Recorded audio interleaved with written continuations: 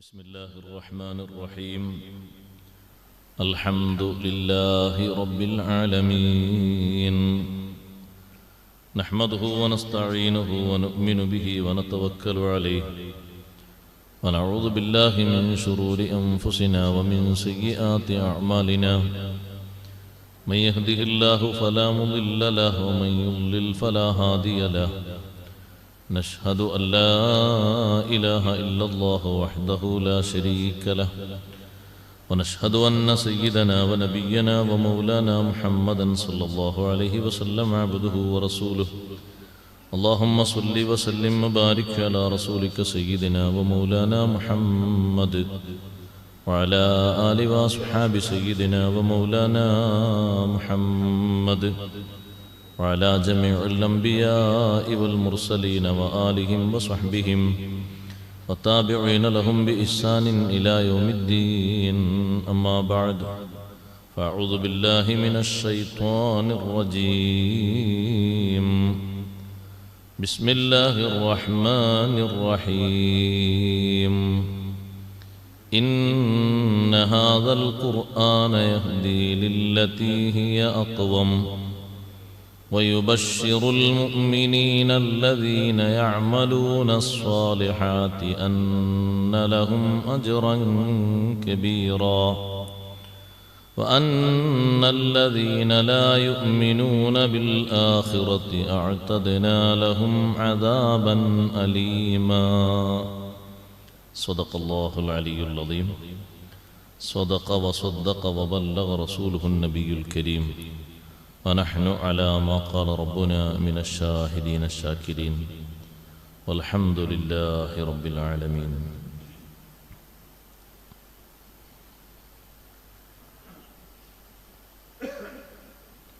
قال رسول الله صلى الله عليه وسلم إني تارك فيكم الثقلين لن تضلوا ما تمسكتم بهما كتاب الله وسنتي صدق شفيعنا رسول الله صلى الله عليه وسلم كلام قديم لا يمل سماعه تنزه عن قول وفعل ونيتي به أشتفي من كل داء ونوره دواء لقلبي عند جهلي وحيرتي فيا رب متعني بسر حروفه ونبر به قلبي وسمعي ومقلتي صلاة وتسليم وأزكى تحيتي على المصطفى المختار خير البرية ബഹുമാനമുള്ള ഉസ്താദുമാരെ, കാരണവന്മാരെ, സഹോദരന്മാരെ, സഹോദരിമാരെ, സുഹൃത്തുക്കളെ,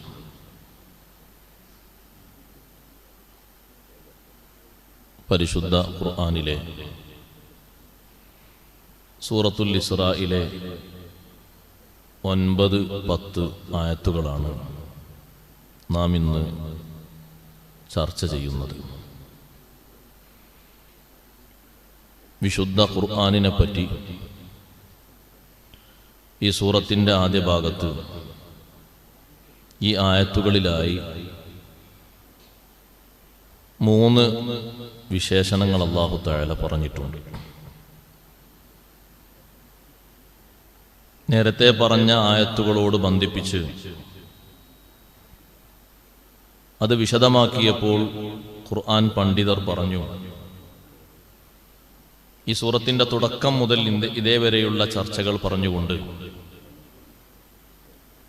അല്ലാഹു ശ്രേഷ്ഠമായ അടിമ എന്ന് പറയുന്ന ഉബൂദിയത്ത് എന്ന സിഫത്ത് നൽകി അഷ്റഫുൽ ഖൽഖ് സല്ലല്ലാഹു അലൈഹി വസല്ലം തങ്ങളെ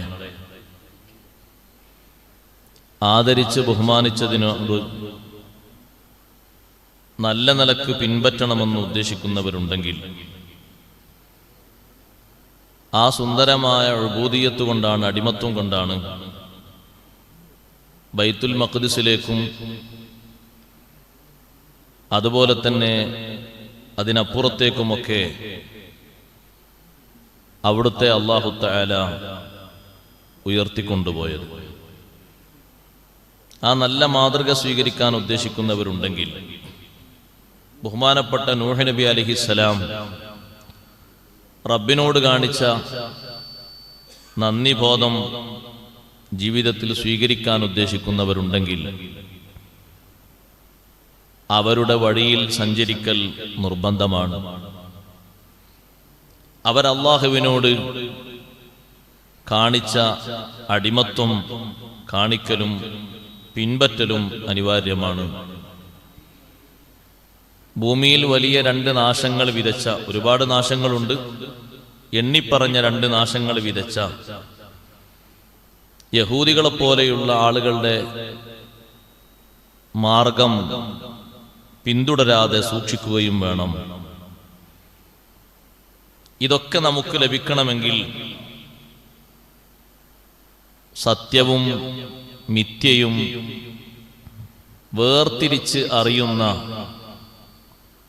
ഏത് റൂട്ടിലൂടെ പോയാലാണ് സത്യം പുൽകാൻ കഴിയുക, ഏത് ഭാഗത്തിലൂടെ പോയാലാണ്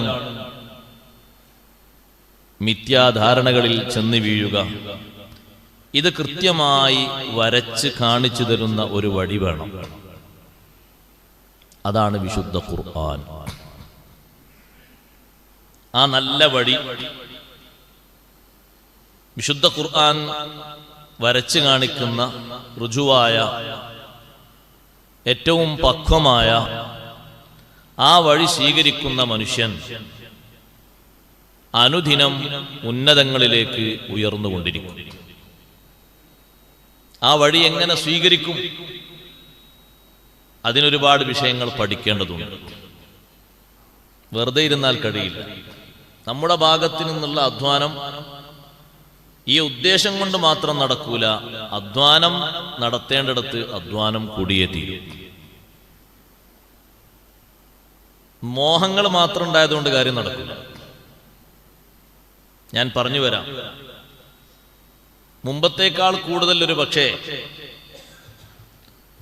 ഖത്മു തീർക്കുന്ന ആളുകൾ നമ്മുടെ ഇടയിൽ ഉണ്ടാകും.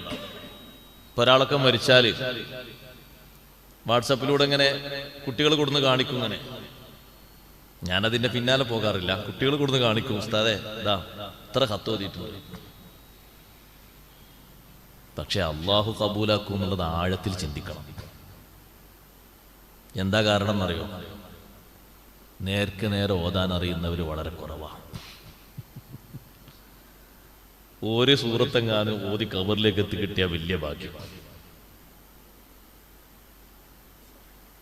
തജ്വീദിന്റെ നിയമങ്ങൾ പാലിച്ചുകൊണ്ട് കൃത്യമായി ഓതിപ്പഠിപ്പിക്കുന്നതിൽ നമ്മുടെ രക്ഷിതാക്കൾക്ക്, ഞാൻ കുറ്റം പറയാണെന്ന് തോന്നരുത്, അങ്ങനെ തോന്നിയിട്ട് കുഴപ്പമൊന്നുമില്ല, രക്ഷിതാക്കൾക്ക് പിടിപെട്ട അലംഭാവം മാറ്റിയേ പറ്റൂ. എല്ലാം പഠിപ്പിക്കുന്ന കൂട്ടത്തിൽ മുഖ്യ പഠനം വിശുദ്ധ ഖുർആൻ പഠിപ്പിക്കുന്ന കാലയളവിൽ എത്ര ശ്രമങ്ങൾ വേണ്ടി വന്നാലും ശരി, കാശ് ചെലവഴിച്ചാലും ശരി, എത്ര നമ്മുടെ സമയം വിനിയോഗിച്ചാലും ശരി, അതിൽ ഒരു ഇഞ്ച് വിട്ടുവീഴ്ച കേൾക്കാൻ പാടില്ല. ഫർള് ഐനല്ലേ ഫാത്തിഹ സൂറത്ത് പഠിക്കൽ. അതുപോലും തെറ്റില്ലാതെ ഓതാൻ കഴിയൂലെങ്കിൽ പിന്നെ നമ്മുടെ ഈ ഉൽപാദനം കൊണ്ട് എന്ത് ലഭിക്കാനാണ്?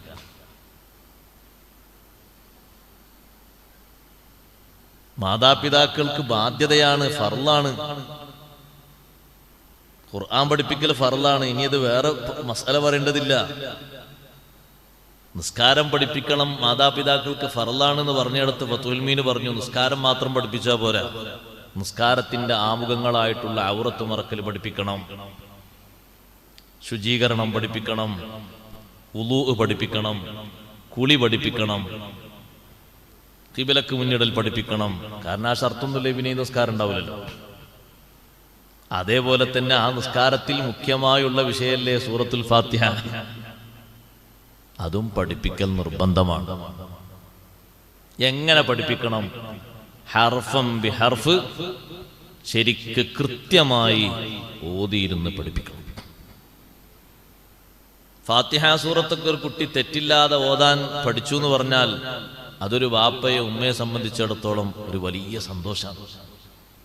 ചെറിയ സന്തോഷം എന്നല്ല. ഞാനിപ്പോ അതിലേക്ക് ചൂണ്ടി സംസാരിക്കുന്നില്ല. അടുത്ത ദിവസങ്ങളിൽ ഇതുമായി ബന്ധപ്പെട്ട വിഷയങ്ങൾ വരും, ഞാൻ അവിടെ പറയും. ഇന്ന് ഞാൻ പറയുന്നത് ഖുർആൻ നമുക്ക് നൽകുന്ന മാർഗദർശനം. അത് സ്വീകരിക്കണമെങ്കിൽ നമ്മൾ ശ്രദ്ധിക്കേണ്ട കാര്യങ്ങൾ ഖുർആൻ പണ്ഡിതന്മാർ ഈ ആയത്തിന്റെ തഫ്സീറിൽ വിശദമായി പറഞ്ഞിട്ടുണ്ട്. ഖുർആൻ നമ്മെ അങ്ങോട്ട് നന്നാക്കും, നല്ല വഴിക്ക് വഴി നടത്തും. പക്ഷെ അതിന് നാം സ്വീകരിക്കേണ്ട മാർഗങ്ങൾ എന്തൊക്കെയാണ് എന്ന് സ്വീകരിക്കുന്നതോടൊപ്പം സത്യം വിശുദ്ധ ഖുർആൻ വിളിച്ചു പറയുന്ന, ഖുർആൻ പണ്ഡിതർ അത് വെച്ച് വിശദീകരിക്കുന്ന സത്യം ഉൾക്കൊള്ളാനുള്ള സന്നദ്ധത ആളുകൾ കാണിക്കണം. ഒരുപക്ഷെ ആ സത്യത്തിനെതിരായിരിക്കും സ്വന്തം അഭിപ്രായങ്ങൾ വരിക, അല്ലെങ്കിൽ ഖുർആനിന്റെ എതിരാളികളായിട്ടുള്ള ആളുകൾ ആ സത്യത്തിനെതിരെ ഉറഞ്ഞു തുള്ളുന്നുണ്ടാകും. പക്ഷേ വിശുദ്ധ ഖുർആനിലൂടെ ഈ പഠിപ്പിക്കുന്ന അത്വരീഖത്തുൽ മുസ്തഖീമ ആരാ പഠിപ്പിക്കുന്നത്? അല്ലാഹുവാണ്. അല്ലാഹു സുബ്ഹാനഹു വ തആല അത് തന്നെയാണ് പഠിപ്പിച്ചത് എന്നെങ്ങനെ കിട്ടി? ആ വിശുദ്ധ ഖുർആനിന്റെ വിശദീകരണം അഷ്റഫുൽ ഖൽഖ് സ്വല്ലല്ലാഹു അലൈഹി വസല്ലം ആദ്യം മുതൽ അവസാനം വരെ നടത്തിക്കൊടുത്തത് സ്വഹാബത്തിനാണ്. ആ സ്വഹാബത്തിന്റെ വാക്കുകൾ അക്ഷരം പ്രതി എഴുതി വെച്ച തഫ്സീറുകൾ ഇന്നും ഉണ്ട്. നമ്മളിവിടെ ഉദ്ധരിക്കുന്ന തഫ്സീറുകളിലെ തഫ്സീറാണ് അദ്ദുറുൽ മൻസൂർ. ആ തഫ്സീറിൽ കാര്യമായിട്ട് ഹദീസുകളാണ്, ഹദീസുകളും അസറുകളും. നബി സല്ലല്ലാഹു അലൈഹി വസല്ലം തങ്ങൾ ആ ആയത്തിന് കൊടുത്ത തഫ്സീർ, സ്വഹാബത്ത് തങ്ങളിൽ നിന്ന് മനസ്സിലാക്കിയ തഫ്സീർ, സ്വഹാബത്തിൽ നിന്ന് താബിയുകൾ മനസ്സിലാക്കിയ തഫ്സീർ. അത് കിട്ടാതെ പോകുന്ന അങ്ങനല്ല, ഉണ്ട്. എല്ലാ സ്ഥലത്തും ഉണ്ട്, എല്ലാ ലൈബ്രറിയിലും ഉണ്ട് അദ്ദുറുൽ മൻസൂർ. പക്ഷെ അത് അതിലെ പറയുന്ന വിഷയങ്ങൾ ഉൾക്കൊള്ളാനും സ്വീകരിക്കാനും കഴിയണ്ടേ? ഇന്നലെ അവസാനം മോദി വെച്ച ആയത്തിന് നമ്മളൊരു തഫ്സീർ പറഞ്ഞു, ദുറുൽ മൻസൂറിലെ തഫ്സീർ. അസാ റബ്ബുക്കും അൻ യർഹമക്കും, നിങ്ങളുടെ രക്ഷിതാവ് റബ്ബ് തആല നിങ്ങൾക്ക് അനുഗ്രഹം ചെയ്തേക്കും. അവിടെ സുയൂത്തി ഇമാം കൊടുക്കുന്ന ദുറുൽ മൻസൂറിലെ തഫ്സീർ റഹ്മത്ത് കൊണ്ട് ഉദ്ദേശിക്കുന്നത് മുഹമ്മദുർ റസൂലുള്ളാഹി സ്വല്ലല്ലാഹു അലൈഹി വസല്ലം. അപ്പൊ അള്ളാഹു ചെയ്ത വലിയ അനുഗ്രഹമാണ് അഷ്റഫുൽ ഖൽഖ് സ്വല്ലല്ലാഹു അലൈഹി വസല്ലം എന്ന് മനസ്സിലാക്കിയിട്ട് നിങ്ങൾ പ്രവർത്തിക്കണമെന്നാണ് ആ ആയത്തിലൂടെ ബനൂ ഇസ്രായേലിലെ ചരിത്രം വിശദീകരിച്ചുകൊണ്ട് അള്ളാഹു നമ്മോട് പറയുന്നത്. അപ്പോ ആ നബിതങ്ങളെ അല്ലാഹു തആല അയച്ച റഹ്മത്താകുമ്പോൾ നിങ്ങൾക്ക് അനുകൂലമായിട്ട് നിങ്ങൾ നന്നാകേണ്ട വഴി മാത്രമേ തങ്ങൾ പറഞ്ഞു തരൂ. ആ നന്നാകേണ്ട വഴിയിൽ നിന്ന് വ്യതിചലിക്കാതെ, മറ്റു സ്വന്തം അഭിപ്രായങ്ങളിലേക്ക് പോകാതെ പറഞ്ഞു തന്നയിടത്ത് നിൽക്കാനും അത് സ്വീകരിക്കാനുമുള്ള സന്നദ്ധത കാണിക്കണം. എന്നാൽ ഖുർആൻ നേരെ വഴിയിലേക്ക് വഴി നടത്തിക്കൊണ്ടുപോകും. ഖുർആനിൽ വികലമായ വീക്ഷണങ്ങളും വികലമായ വ്യാഖ്യാനങ്ങളും വെച്ചു പുലർത്തി തുടങ്ങി വന്നത് എന്നോ അന്ന് നേർക്ക് നേരെയുള്ള വഴികളിൽ നിന്ന് മനുഷ്യൻ വ്യതിചലിക്കാൻ തുടങ്ങി. അത് ഇന്നൊന്നിനും തുടങ്ങിയതല്ല. അതിന് തുടക്കം കുറിച്ച വലിയ കക്ഷികൾ ഇമാം ബുഖാരി റഹ്മത്തുള്ളാഹി അലൈഹി സ്വഹീഹിൽ രേഖപ്പെടുത്തി ഖവാരിജികളാണ്. അവരെന്ത് ചെയ്തു? മുസ്ലിങ്ങളെ യഥാവിധി ഖുർആൻ അനുസരിച്ച് സുന്നത്തനുസരിച്ച് ജീവിക്കുന്ന നല്ല മനുഷ്യരെ കൊല്ലണമെങ്കിൽ എന്തെങ്കിലുമൊക്കെ ആയത്ത് വേണ്ടേ? അതിന് ഇൻതലഖു ഇലാ ആയാത്തിൻ നസലത് ഫിൽ കുഫാരി ഫജഅലൂഹാ അലൽ മുസ്ലിമീൻ. സത്യനിഷേധികളെ സംബന്ധിച്ച് ഇറങ്ങിയ ആയത്തുകൾ അത് ഈ ആളുകളുടെ മേൽ ഇറങ്ങിയതാണ് എന്ന് പറഞ്ഞു വെച്ച് കെട്ടി. അപ്പൊ ഇവര് അവരുടെ കൂടെയാണ് എന്ന് പറഞ്ഞ് അവരെ കൊന്നുകളഞ്ഞു. അതിന്റെ പിന്നാലെ വന്ന കുറെ കക്ഷികൾ ഇതേ രൂപത്തിൽ പരിശുദ്ധമായ മക്കയിലും മദീനയിലും ത്വായിഫിലും പലയിടങ്ങളിലും ഇതേ രൂപത്തിലുള്ള മനുഷ്യക്കൊലകൾ ധാരാളം നടത്തിയിട്ടുണ്ട്. എന്നിട്ട് പിന്നെ അത് ഒരു വിപ്ലവമാക്കി എഴുതിയിട്ടുണ്ട്. അതല്ലേ രസം. നവോത്ഥാന പ്രവർത്തനമായിട്ട്. സത്യത്തിൽ ഖുർആനിന്റെ ആയത്തുകൾ വികലമായി വിശദീകരിച്ചതാണ്. ഒരിക്കലും അങ്ങനെയല്ല. നമ്മുടെ നാട്ടിലെ ആളുകളും ആ വിശദീകരണം കേട്ടിട്ട് പലപ്പോഴും ചിരിച്ചു പോയിട്ടുണ്ട്. എങ്ങനെ ഇവർക്ക് ഇങ്ങനെ വിശദീകരിക്കാൻ തോന്നുന്നത്? എല്ലാവർക്കും അറിയാമല്ലോ സൂറത്ത് ഫാത്തിറിലെ ആയത്ത്, അത് പ്രസിദ്ധമാണ്. ഇൻ തദഉഹും ലാ യസ്മഉ ദുആഅക്കും വലൗ സമീഉ മസ്തജാബു ലക്കും വയൗമൽ ഖിയാമത്തി യക്ഫുറൂന ബിശിർക്കിക്കും വലാ യുനബ്ബിയുക മിസ്ലു ഖബീർ. ഈ ആയത്ത് ഒരുപാട് സ്ഥലങ്ങളിൽ നിന്ന് മുഴങ്ങി ഓതി കേൾക്കുന്ന ആയത്ത്. ഈ ആയത്തിൽ അല്ലാഹു തആല പഠിപ്പിക്കുന്നത് മുശ്രിക്കുകൾ ആരാധിക്കുന്ന ആരാധ്യ വസ്തുക്കളെ സംബന്ധിച്ചാണ്. എന്ന് ആരാണ് നമുക്ക് പഠിപ്പിച്ചിരുന്നത്? ഖുർആൻ മുഫസ്സിറുകളാണ്. അവര് പറഞ്ഞെടുത്ത് അവിടെ നിന്നാ മതി, വേറെ കുഴപ്പമൊന്നുമില്ല. പക്ഷെ അത് നിൽക്കൂല. എന്നിട്ട് ആ ആയത്ത് വിശദീകരിക്കുന്നത് എങ്ങോട്ടാണ്? ഖബർ സിയാറത്ത് ചെയ്യുന്ന ആള് സലാം പറയുന്നതിലേക്കും, മഹാന്മാരെ തവസ്സുലാക്കിയിട്ട് അള്ളാഹുവിനോട് പ്രാർത്ഥിക്കുന്നതിലേക്കും, സഹായാർത്ഥന നടത്തുന്നതിലേക്കും, തബറുക്ക് സ്വീകരിക്കുന്നതിലേക്കും, ഇതിലേക്കൊക്കെ വെച്ചുകൊടുത്ത് മുശ്രിക്കുകളിൽ അവതരിച്ച അതേ ആയത്തുകൾ ഈ ആയത്ത് അങ്ങനെയല്ല എന്ന് വിശദീകരിച്ചു കൊടുത്തിട്ടും മനസ്സിലാക്കി കൊടുത്തിട്ടും അങ്ങനെ തന്നെയാണ് എന്ന് പറഞ്ഞാൽ എന്താ ചെയ്യാ? എന്നിട്ട് പറയും നിങ്ങൾ മലക്കുകളോട് സഹായം ചോദിക്കലല്ലേ? മലക്കുകളെ പോലെ എന്ന് ഖുർത്തുബി ഇമാം തഫ്സീർ പറഞ്ഞിട്ടുണ്ടല്ലോ ഈ ആയത്തിന്റെ തഫ്സീറിൽ. മുശ്രിക്കുകൾ വിളിച്ചാൽ മുശ്രിക്കുകൾ വിളിക്കുന്ന ആരാധ്യ വസ്തുക്കളാണ് ഈ മലക്കുകൾ എങ്ങനെ ഇതിൽ പെടുക? അതിന് മലക്കുകൾ ആരാധിച്ച ടീമുണ്ടായിരുന്നു. അതല്ലേ വിഷയം. അമ്പിയായിനെ പോലും ആരാധിച്ച ആൾക്കാരല്ലേ? അമ്പിയാകുന്നുണ്ട് ആ തഫ്സീറില്, വല്ല അമ്പിയായി അമ്പിയാക്കളെ പോലെ. അതേതാണ്? ആരാധ്യരായി മാറിയിരുന്ന അമ്പിയാക്കളുണ്ട്. അമ്പിയാക്കൾ പറഞ്ഞിട്ടല്ല. ഈസാ നബി അലൈഹി സ്വലാമിനെ ആരാധിച്ചില്ലേ? ഈസാ നബി അലൈഹി സ്വലാം എന്നെ ആരാധിക്കണം എന്ന് പറഞ്ഞിട്ട് അല്ല. ഉസൈർ നബിയെ ആരാധിച്ചില്ലേ? അങ്ങനെയുള്ള ആളുകളെ സംബന്ധിച്ചാണ് ആ പറഞ്ഞത്. പക്ഷേ അത് എല്ലായിടത്തേക്കുമാണെന്ന് സ്വന്തം അഭിപ്രായം കൊണ്ട് വരുത്തി വെച്ച് വിശുദ്ധ ഖുർആനിന്റെ ആയത്തുകൾ വികലമായി വിശദീകരിച്ചു. എന്നിട്ട് മലയാളത്തിൽ പോലും എഴുതി. അതല്ലേ രസം. ഖുർആൻ ഒരു വലിയ സംഭവമായി പഠിപ്പിക്കുന്നതൊക്കെ അത്ര പ്രശ്നമില്ലാതാക്കിയത് ബഹുമാനപ്പെട്ട കലീമുല്ലാഹി മൂസാ അലൈഹിസ്സലാം. നിരവധി ഉണ്ട്, ഞാനതൊക്കെ കൂടി വിശദീകരിക്കില്ല. കേരളത്തിലിറങ്ങിയ ആദ്യത്തെ പരിഭാഷ എന്ന് പറയുന്നത്, പരിഭാഷ കയ്യിലോട്ടായി പുറത്ത് പരിഭാഷ എന്ന് എഴുതിയ പേര് ഞാൻ പറഞ്ഞതേ ഉള്ളൂ. ഖുർആൻ പരിഭാഷ നടത്താൻ കഴിയില്ല. ഖുർആൻ എങ്ങനെ പരിഭാഷ നടത്താം? ഒരു ഉദാഹരണം പറഞ്ഞാൽ ലൊറബ എന്നുള്ള വാക്കിന് 12 അർത്ഥം. വൈദാ ലൊറബത്തും ഫിൽ അർളി ഏതർത്ഥം വെക്കുക? മുഫസ്സിറുകൾ പറഞ്ഞൊന്നും വെക്കരുത്, കാരണം പരിഭാഷ അല്ലേ. ലൊറബക്ക് നമുക്കൊക്കെ കിട്ടുന്ന അർത്ഥം എന്താ? അടീന്നല്ലേ. അങ്ങനെ അവിടെ വെച്ചാൽ എങ്ങനെ ശരിയാക്കുക? വൈദാ ലൊറബത്തും ഖുർആന്റെ തഫ്സീർ എഴുതിയവർ പറഞ്ഞു വൈദാ സാഫർത്തും, നിങ്ങൾ യാത്ര പോയാൽ.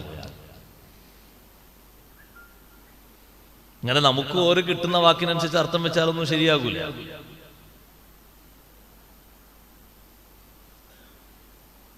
അങ്ങനെ അർത്ഥം വെച്ച് ഓരോരുത്തർക്കും തോന്നും പോലെ അർത്ഥം വെച്ചിട്ടുണ്ടെങ്കിൽ ഈ പറഞ്ഞ റൂട്ടിലേക്ക് എത്താനും കഴിയില്ല. എന്താ കൊടുത്തത് അർത്ഥം എന്നറിയോ? മൂസാ നബി അലൈഹിസ്സലാം ലക്ഷക്കണക്കിന് ആളുകളുമായിട്ട് ബഹർ വിട്ട് കടന്നു. വടികൊണ്ട് അടിക്കാൻ പറഞ്ഞു, അടിച്ചു. ഖുർആൻ തന്നെ ഉണ്ട്, ബഹർ, വടികൊണ്ട് കടലിലടിക്കൂ, സമുദ്രത്തിലടിക്കുക. അടിച്ചപ്പോ എന്തുണ്ടായി? ഫംഫലഖ, പിളർന്നു. പിളർന്നിട്ട് എങ്ങനെ പിളർന്നു? ഓരോ പിളർപ്പും കത്തൗദിൽ അളീം, വലിയ മല പോലെ എങ്ങനെ നിന്നു. അടിച്ച അടിയിൽ വെള്ളം ഇങ്ങനെ മാറിയിട്ട് മല പോലെ ഓരോ ഭാഗത്തെ ഇങ്ങനെ മാറി നിന്നു. എന്നിട്ട് അടിയിലൂടെ റോഡ്. എന്ത് റോഡ്? ത്വരീഖൻ യബസൻ, ഉണങ്ങിയ റോഡ്. ഒരടിമ അല്ലാഹു തആല കൊടുത്തു. ഇത് ഒരു മുഅ്ജിസത്താണ്. പക്ഷെ അത് എഴുതുന്ന ആൾക്കാർ എന്താ പറയുന്നത്? അതങ്ങനല്ല സംഭവം. മൂസാ നബി അലൈഹി സ്വലാം ആ നാട്ടിലെ ആളായതുകൊണ്ട് ആ പുഴയും ആ ബഹറൊക്കെ പരിചയമുണ്ട്. അപ്പൊ ആ വടികൊണ്ടൊന്നും ഇങ്ങനെ കുത്തി നോക്കി ആഴം കുറഞ്ഞ ഭാഗത്തുകൂടെ പതുക്കെ നടന്നു പോയതാണ്. ആഴം കുറഞ്ഞ ഭാഗത്തുകൂടെ ഈ വടികൊണ്ട് ഇങ്ങനെ കുത്തി നോക്കിയിട്ട് ചെറിയൊരു നനവൊക്കെ കാലിന് പറ്റും. എന്നാ പിന്നെ നനവ് പറ്റുമെങ്കിൽ അല്ലാഹു തആല ഇപ്പുറത്ത് പറയുന്നുണ്ട്, ത്വരീഖൻ യബസൻ ലാ തഖാഫു ദറകൻ വലാ തഖ്ശാ, അടിയിലേക്ക് പൂണ്ടുപോകുമെന്ന് പേടിക്കണ്ട. അത്തരത്തിൽ ഒറ്റ അടി കൊണ്ട് വഴി ഉണങ്ങിപ്പോയിട്ടുണ്ട്. എവിടെയും കാണാത്ത ഒരു വിഷയം ആ ആയത്ത് അങ്ങനെ അങ്ങോട്ട് വളച്ചൊടിച്ചു. എന്താ കാരണം? ഈ അസാധാരണത്വം വിശ്വസിക്കാൻ കഴിയില്ല. അതാ വിഷയം. ഈ മുഅ്ജിസത്ത്, ഈ അമാനുഷിക സിദ്ധി കലീമുല്ലാഹി മൂസാ നബി അലൈഹിസ്സലാമിൽ നിന്നുണ്ടായത് എങ്ങനെങ്കിലും ഒന്ന് വികലമായി വിശദീകരിക്കണം. അതിനൊരു വഴി കണ്ടെത്തിയതാ. ഇരുന്ന് ആലോചിച്ച് കണ്ടെത്തിയ വഴിയാണ്. മലയാളത്തിലുള്ള ഇതാരെല്ലാം വായിക്കും? നമ്മൾ മനസ്സിലാക്കണം, ആരെല്ലാം വായിക്കും? മലയാളികൾ മൊത്തം വായിക്കില്ല, മുസ്ലിങ്ങൾ മാത്രം വായിക്കുക. അതാണ് ഈ അപകടം. ശരിയായ വഴി ഖുർആൻ മുഫസ്സിറുകൾ, മഹത്തുക്കളായ താബിയുകൾ, അയിമ്മത്തുകൾ വിശദീകരിച്ചു തന്നു, തെളിവ് സഹിതം വിശദീകരിച്ചു തന്നു. അതിനോടെല്ലാം കണ്ണടച്ച് സ്വന്തം തോന്നിയ അഭിപ്രായങ്ങൾ എഴുതിയപ്പോ ഈ വഴികളിൽ നിന്നെല്ലാം ആളുകൾ വേറെ പലതും മനസ്സിലാക്കിപ്പോയി. പക്ഷെ ഖുർആൻ വരച്ചു കാണിക്കുന്ന റൂട്ട് കൃത്യമാണ്. ഖുർആൻ നൽകുന്ന വഴി എന്തൊരു സുന്ദരമായ വഴിയാണ്. നിങ്ങൾ നോക്ക്, ഇന്ന ഹാദൽ ഖുർആന യഹ്ദീ ലില്ലതീ ഹിയ അഖ്വം. ഇന്ന ഹാദൽ ഖുർആൻ, ഈ ഖുർആൻ, നിശ്ചയം ഈ ഖുർആൻ, യഹ്ദീ ലില്ലതീ ഹിയ അഖ്വം, ഏറ്റവും ശരിയായ, ഏറ്റവും സ്വച്ഛന്തമായ, ഏറ്റവും ക്ലിയറായ ശരിയായ റൂട്ടിലേക്ക് ചേർക്കുന്നു, നയിക്കുന്നു. യഹ്ദീ ലില്ലതീ ഹിയ അഖ്വം. ഇനി ഇതിനപ്പുറം കടന്ന് ഒരു ശരിയായ റൂട്ട് വേറെയില്ല. ഖുർആൻ പഠിപ്പിച്ചു തരുന്ന നിയമങ്ങളാണ്, തത്വങ്ങളാണ് ഏറ്റവും ശരിയായ റൂട്ട്, ഏറ്റവും നീതിപരമായത്. അത് ശരിയായില്ല, ആ അഭിപ്രായം ഖുർആൻ നടത്തിയത് ശരിയായില്ല എന്നൊരു മനുഷ്യൻ പറയരുത്. കാരണം ഈ ശരിയായ ഈ വഴി ഇത് സംവിധാനിച്ച് ജനങ്ങൾക്ക് ഖുർആനിലൂടെ പഠിപ്പിച്ചത് അല്ലാഹു തആലയാണ്. അപ്പൊ ഖുർആനിനെ എതിർക്കുമ്പോൾ അല്ലാഹു തആലയെ എതിർക്കലാണ് ഇവിടെ വരുന്നത്. യഹ്ദീ ലില്ലതീ ഹിയ അഖ്വം.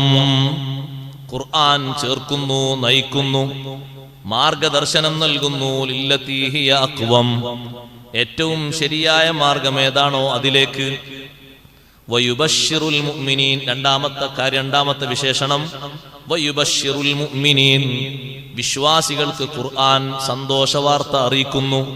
അല്ലദീന യഅമലൂന സ്വാലിഹാത്ത്, സുകൃതങ്ങൾ അനുഷ്ഠിച്ച് ജീവിക്കുന്ന വിശ്വാസികൾക്ക് ഈമാന് മാത്രമല്ല അമലും ഉണ്ട്.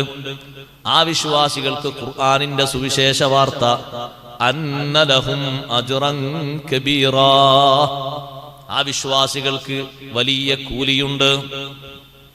വലിയ കൂലി, ഇവിടെ കിട്ടിയതൊന്നും വലിയ കൂലിയല്ല, വലിയ കൂലിയുണ്ട്.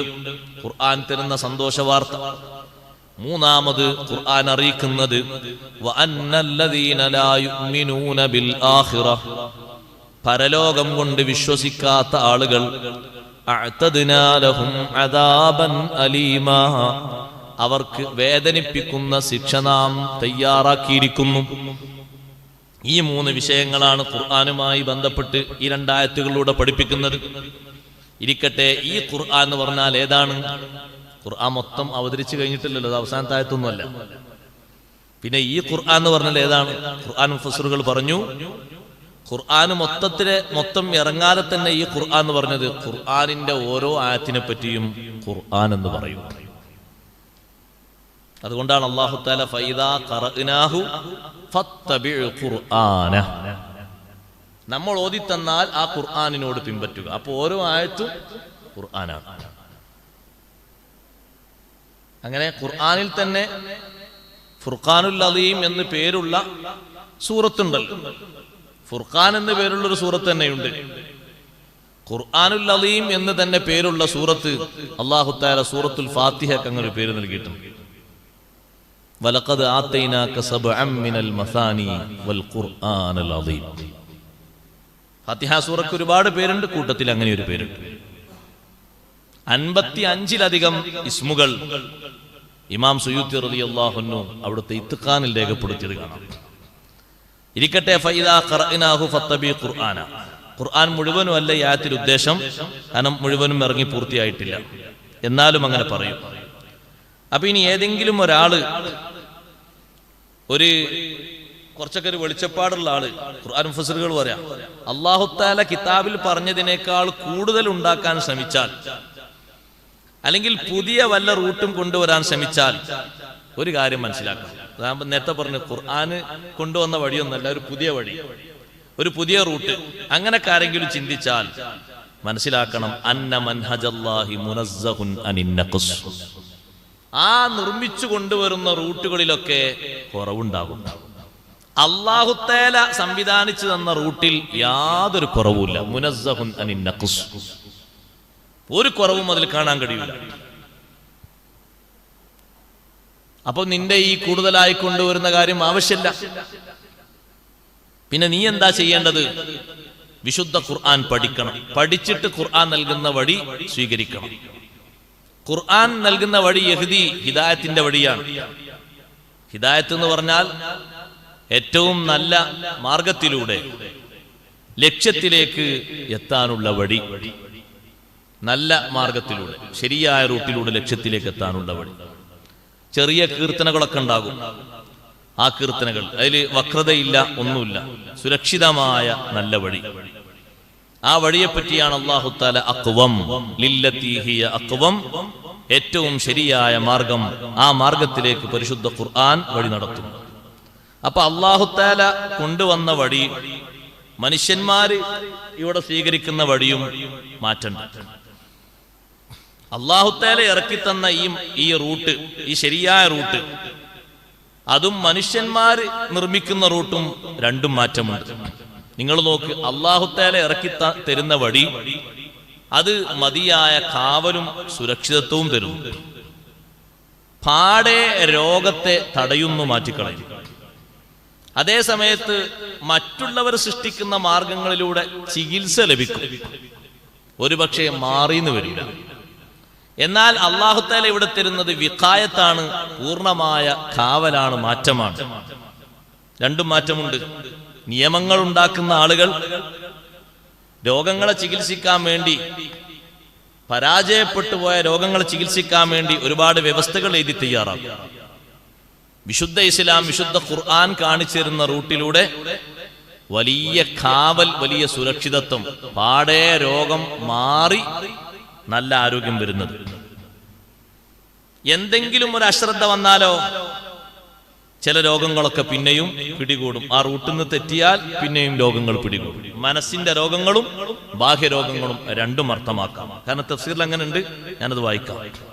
ഖുർആൻ കാണിച്ചു തരുന്ന ഈ വഴിയെപ്പറ്റി ഖുർആനിന്റെ ആശയങ്ങൾ മാത്രമല്ല മഹാന്മാർ പഠിപ്പിച്ചിട്ടുള്ളത്. ഖുർആൻ തരുന്ന ചികിത്സകൾ, ഖുർആൻ തരുന്ന ഫോർമുലകൾ, ഖുർആൻ തരുന്ന പദ്ധതികൾ, ഖുർആൻ കാണിച്ചു തരുന്ന നിർദ്ദേശങ്ങൾ എല്ലാം അതിലുണ്ട്. വിശദമായി മഹാന്മാർ വിശദീകരിച്ചിട്ടുണ്ട്. അല്ലാഹു തആലാന്റെ വഴി, അല്ലാഹു തആല കാണിച്ചെന്ന ഈ വഴി, അതില് എതിർക്കാനോ ചോദ്യം ചെയ്യാനോ മറ്റോ ഒന്നും ആർക്കും കഴിയില്ല. അപ്പോ ഒരു ഖുർആൻ പണ്ഡിതൻ അവിടെ പറഞ്ഞൊരു സംശയം, അല്ലാഹു തആലാന്റെ വഴി ഏറ്റവും ഋജുവായ വഴിയാണല്ലോ എന്നല്ലേ നിങ്ങൾ പറയുന്നത്? അതെ. എന്നിട്ടെന്താണ് ഇവിടെ കൂടുതൽ നിങ്ങളല്ലല്ലോ ഉള്ളത്? ആശയത്തിലും കൂടുതൽ നിങ്ങളല്ലല്ലോ ഉള്ളത്. ഇവിടെ ജനപ്പെരുപ്പം നോക്കുകയാണെങ്കിൽ ഖുർആൻ സ്വീകരിക്കാത്ത ആളുകളല്ലേ കൂടുതലുള്ളത്. അല്ലാഹു തആല ഖുർആനിലൂടെ പറഞ്ഞു, ഹുവല്ലദീ അർസല റസൂലഹു ബിൽ ഹുദാ വദീനിൽ ഹഖ് ലിയുദ്ഹിറഹു അലദ്ദീനി കുല്ലിഹി വലൗ കരിഹൽ മുശ്രികൂൻ. വേറൊരു ആയത്തിൽ അല്ലാഹു തആല പറഞ്ഞു, വഅല്ലാഹു ഇല്ലാ യുതിമ്മ നൂറഹു വലൗ കരിഹൽ കാഫിറൂൻ. അപ്പൊ അല്ലാഹു തആലാന്റെ വിശുദ്ധ ദീനിന്റെ നിയമങ്ങൾ എല്ലാറ്റിനേക്കാളും മുകളിൽ മികവുറ്റതായി കാണാൻ വേണ്ടി അല്ലാഹു തആല ഹിദായത്തുമായി, നേർവഴിയുമായി റസൂലിനെ അയച്ചു. ഹുവല്ലദീ അർസല റസൂലഹു ബിൽ ഹുദാ വദീനിൽ ഹഖ്. അള്ളാഹു അവന്റെ റസൂലിനെ അയച്ചു, നേർവഴിയും സത്യപാന്താവുമായിട്ട് അയച്ചു. എന്തിന്? ലിയുദ്ഹിറഹു അലദ്ദീനി കുല്ലിഹി, എല്ലാ ആശയങ്ങളെക്കാളും ഇതിന് മികച്ചു നിൽക്കണം. അപ്പൊ ഒരാളെ സംശയം, മികച്ചു നിൽക്കുന്നതാണ് എന്നാ പിന്നെ അംഗങ്ങൾ കൂടുതൽ വേണ്ട ഇതിലല്ലേ? ലോകതലത്തിൽ തന്നെ നോക്കുമ്പോൾ കൂടുതലല്ലല്ലോ. അതിന് മറുപടി കൊടുത്തത്, മഹാന്മാർ മറുപടി കൊടുത്തത് ചോദ്യത്തിൽ തന്നെ ഉത്തരമുണ്ട്. ആ ഓതിയ ആയത്തിൽ തന്നെ അതിന് മറുപടിയുണ്ട്. അതെന്താ? വലൗ കരിഹൽ കാഫിറൂൻ വലൗ കരിഹൽ മുശ്രിക്കൂൻ, അതിന്റെ അവസാനം ഉണ്ടല്ലോ. മുശ്രിക്കുകൾ കാഫിറുകൾ വെറുത്താലും മികച്ചു നിൽക്കുന്നത് ഇസ്ലാമാണ്. അത് അംഗത്വത്തിന്റെ വർധനവ് കൊണ്ടല്ല, പിന്നെ ഇസ്ലാമിന്റെ ലക്ഷ്യത്തിന്റെ നിയമങ്ങളുടെ വ്യക്തത, അതിന്റെ വിശുദ്ധി, ചോദ്യം ചെയ്യാൻ കഴിയാതെ നിഷേധിക്കാൻ കഴിയാത്ത രൂപത്തിലുള്ള അതിന്റെ ഭംഗി, അതാണ് അതുകൊണ്ട് ഉദ്ദേശിക്കുന്നത്. എന്നിട്ട് ഉദാഹരണമായി പറഞ്ഞു, പിന്നെ ഉദാഹരണം പറഞ്ഞു ത്വലാഖിന്റെ വ്യവസ്ഥ അല്ലേ? ഒരുപാട് ചർച്ചകൾക്കും മറ്റും ജനങ്ങൾക്കിടയിൽ പഴയ കാലത്ത് ഉണ്ടായിരുന്ന ഒരു വിഷയമാണ് വിവാഹമോചനത്തിന്റെ വിഷയം. ആളുകൾ ഒരുപാട് വ്യവസ്ഥകളൊക്കെ കെട്ടിക്കൂട്ടി ഉണ്ടാക്കി. പക്ഷേ നേരത്തെ വിശുദ്ധ ഖുർആൻ വരുന്നതിന്റെ മുമ്പ് ഒരുപാട് കാര്യങ്ങൾ, അങ്ങനെ ചെയ്താൽ പിരിഞ്ഞു നോക്കുക, ഇങ്ങനെ പറഞ്ഞാൽ ഇനി തീരെ ടച്ച് ചെയ്യാൻ പാടില്ല നോക്കുക.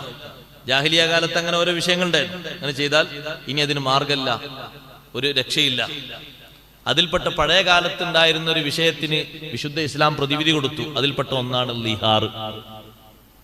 ലിഹാർ എന്ന് പറഞ്ഞാൽ ഭർത്താവ് ഭാര്യയോട് പറയാണ്, അന്തി കലഹരി ഉമ്മി അന്തി ആലയ്യ കലഹരി ഉമ്മി. ഒരു ഉദാഹരണം വേറെ വാക്കുകളുണ്ട്. നീ എനിക്ക് എൻ്റെ ഉമ്മാന്റെ മുതുകു പോലെയാണ് എന്ന് പറഞ്ഞാൽ, ഉമ്മ എനിക്ക് മഹറമാണ്, ഉമ്മാവും എനിക്ക് ശാരീരിക ബന്ധം പുലർത്താനൊന്നും പറ്റൂല എന്നതുപോലെ നീയും എനിക്ക് മഹറമായി മാറി എന്ന് ധ്വനിപ്പിക്കുന്ന വാക്ക്. ഇനി സഹോദരിയോ മറ്റൊക്കെ പറയും. അങ്ങനെ പറയുമ്പോ പഴയ കാലത്തെ അവസ്ഥ എന്താ? പിരിഞ്ഞു, വേർപിരിഞ്ഞു, ഇനി ഒരു ടച്ചും പാടില്ല.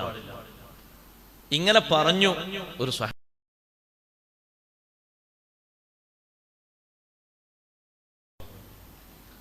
അപ്പൊ ആ മഹദി ആകെ ബേജാറായി, പടച്ചോനെ എന്റെ ജീവിതാകെ പോയല്ലോ. നിങ്ങൾ എന്തുദ്ദേശിച്ചാണിത് പറഞ്ഞത്?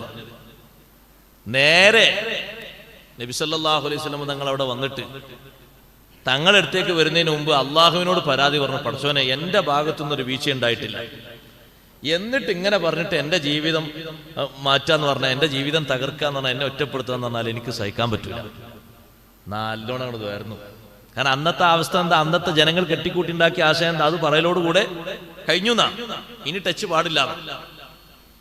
അപ്പോഴാണ് അല്ലാഹു തആല ആയത്തിറക്കിയത്, ഖദ് സമിഅ അല്ലാഹു ഖൗലല്ലതീ തുജാദിലുക ഫീ സൗജിഹാ വതശ്തകീ ഇലല്ലാഹ് വല്ലാഹു യസ്മഉ തഹാവുറകുമാ ഇന്നല്ലാഹ സമീഉൻ ബസീർ. എന്തൊരു സൗന്ദര്യം ഉണ്ടെന്നറിയാ വാക്ക്. അത് വിശദീകരിച്ചാൽ തീരൂല. എന്തൊരു സൗന്ദര്യം ഉണ്ട്. നമ്മളിപ്പോ അത് വിശദീകരിച്ചു നോക്കുകയാണെങ്കിൽ നോക്ക് നിങ്ങൾ, ആ സംഭവമൊക്കെ കൃത്യമായിട്ട് അതിൽ പറഞ്ഞു. പക്ഷേ ആളുകളുടെ പേരോ വിഷയം ഒന്നും പറഞ്ഞില്ല. ഖദ് സമി അല്ലാഹു, തുടക്കത്തിൽ എന്നെ സന്തോഷമുള്ള വാക്കാ. ഖദ് സമി അല്ലാഹു. ഹബീബ് സല്ലല്ലാഹു അലൈഹി വസല്ലം ഓതി കൊടുക്കുമ്പോൾ ഖൗലാ ബീവി ഒരു ഭാഗത്തുണ്ട്, ഭർത്താവ് ഒരു ഭാഗത്തുണ്ട്. ടച്ചില്ലാതെ ഇങ്ങനെ നിൽക്കുകയാണ്, കാരണം കഴിഞ്ഞു എന്നുള്ളതാ. ഇതാണ്ട് ഓതിക്കൊടുത്തു. ലിഹാറിനുള്ള പരിഹാരം നിർദ്ദേശിച്ചു. അങ്ങനെ ലിഹാർ ചെയ്താൽ പ്രായശ്ചിത്തം കഫാറത്ത് വേണമെന്നാ താഴെ പറയുന്നത്. എന്താണ് പ്രായശ്ചിത്തം? ഒന്നുകിൽ മൂമിനത്തായ ഒരു അടിമയെ മോചിപ്പിക്കണം, അല്ലെങ്കിൽ 2 മാസം തുടരെ നോമ്പ് നിൽക്കണം. മുറിയാൻ പറ്റില്ല കേട്ടോ, മുത്തതാബീനി തുടരെ നോമ്പ് നിൽക്കണം. കാരണം പറയുന്ന ആൾ ശ്രദ്ധിക്കണല്ലോ, ഇങ്ങനെയൊക്കെ വരും. അല്ലെങ്കിൽ എന്ത് വേണം? 60 മിസ്കീന്മാർക്ക് ഭക്ഷണം കൊടുക്കണം. വേവിച്ചു കൊടുത്താൽ പോരാ, ഓരോ മിസ്കീന് നാട്ടിലെ സാധാരണ ധാന്യത്തിൽ നിന്ന് ഓരോ മുത്ത് വീതം 60 മുത്ത്. ദാലിക്കും തുഅദൂന ബിഹി, ഇതാണ് അല്ലാഹു നിങ്ങളോട് നിർദ്ദേശിക്കുന്നതെന്ന് അവസാനം പറയും. പക്ഷെ ഇതിന്റെ തുടക്കം നോക്ക്. ഖദ് സമി അല്ലാഹ്, അല്ലാഹു കേട്ടിരിക്കുന്നു.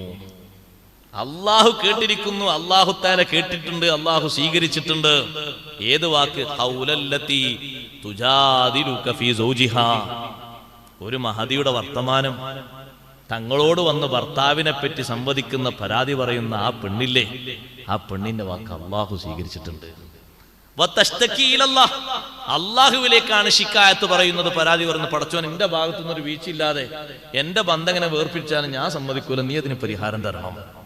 അപ്പൊ അന്നത്തെ കാലത്ത് ജനങ്ങൾ കെട്ടിക്കൂട്ടി ഉണ്ടാക്കിയ വ്യവസ്ഥയേക്കാൾ അല്ലത്തി ഹിയ അഖ്വം, ഏറ്റവും സുന്ദരമായ ആളുകൾക്ക് സ്വീകരിക്കാൻ പറ്റുന്ന നല്ല പ്രായശ്ചിത്തത്തോടെയുള്ള റൂട്ട് അല്ലാഹു തആല അങ്ങോട്ട് ഇറക്കി കൊടുത്തു. അതുകൊണ്ട് വിഷമങ്ങളൊക്കെ മാറി. ത്വലാഖ് ഇങ്ങനെ ചൊല്ലുന്നതിനൊരു കണക്കില്ലെങ്കിൽ ശിക്ഷയും കൊടുക്കണ്ടേ? ത്വലാഖ് ഇങ്ങനെ ചൊല്ലുന്ന ആളോട് തന്നെ വിശുദ്ധ ഇസ്ലാം പറഞ്ഞു, നല്ലോണം ശ്രദ്ധിക്കണം. ത്വലാഖ് ചൊല്ലിയിട്ട് പിന്നെയും മടക്കിയെടുക്കുമ്പോൾ ഇനി നല്ല നിലക്ക് ജീവിക്കണം. വഅശ്റുഹുന്ന ബിൽ മഅറൂഫ്, ത്വലാഖിന്റെ ആയത്തിന്റെ അവസാനം ഞാൻ നന്നായിട്ട് ഓതിയിട്ടുണ്ടെങ്കിൽ ഇവിടെ എത്തൂല. നല്ല നിലക്ക് ജീവിക്കണം. ആരോട്? ആണുങ്ങളോട് കൽപ്പന, വഅശ്റുഹുന്ന ബിൽ മഅറൂഫ്, പെണ്ണുങ്ങളോട് നല്ല നിലയിൽ വർത്തിക്കണം, അല്ലെങ്കിൽ ഇനിയും നിങ്ങൾ ത്വലാഖ് ഇങ്ങനെ ചൊല്ലിപ്പോകും. നല്ലോണം ശ്രദ്ധിച്ച് മുന്നോട്ട് പോകണം. എന്നിട്ട് ഇങ്ങനെ വാദ് പറഞ്ഞിട്ട് അള്ളാഹു പറഞ്ഞു, പിന്നെയും ചൊല്ലി ഫൈൻ ത്വല്ലഖ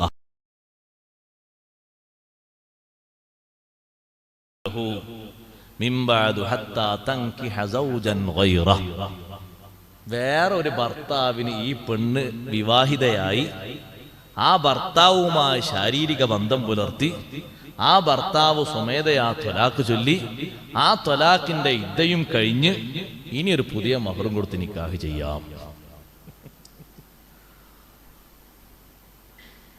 കാരണം ആ ചൊല്ലിയ ആള് വെറുതെ അങ്ങോട്ടൊരു വാക്ക് പറഞ്ഞിട്ട് അങ്ങോട്ട് വിടാനൊന്നും പറ്റൂല. കാരണം ഇത് അങ്ങനെയുള്ളൊരു ബന്ധമാണ്. അതങ്ങനെ പെട്ടെന്നാണ് മുറിച്ചാൽ അതിനനുസരിച്ചുള്ള ശിക്ഷയും വേണം. ഈ ഒരു വ്യവസ്ഥ, ത്വലാഖിന്റെ വ്യവസ്ഥ വായിച്ചു നോക്കിയാൽ ഒരൊറ്റ ബുദ്ധിയുള്ള മനുഷ്യനും നിരൂപണം നടത്തിയിട്ട് അതിലൊരു അവ്യക്തതയുണ്ട് എന്ന് പറയാൻ കഴിയൂല. പരിശുദ്ധ ഇസ്ലാമിന്റെ വ്യവസ്ഥ അല്ലത്തി ഹിയ അഖ്വം, അതേറ്റവും ശരിയാണ്. അതിനപ്പുറം ഒരു ശരി ആർക്കും പറയാൻ കഴിയില്ല. ഖുർആനിൽ ചൂണ്ടിക്കാണിക്കുന്ന അവസ്ഥ ഇതേപോലെ തന്നെയാണ്. വലിയൊരു പ്രശ്നമായിട്ടുണ്ടായിരുന്ന വിഷയമായിരുന്നു സ്ത്രീകളുടെ അനന്തരാവകാശ നിയമം. ജാഹിലിയ കാലഘട്ടത്തിൽ സ്ത്രീകൾക്ക് ഒരു കൂട്ടം ആളുകൾ അനന്തരാവകാശം തന്നെ ഇല്ല എന്നാ പറഞ്ഞത്.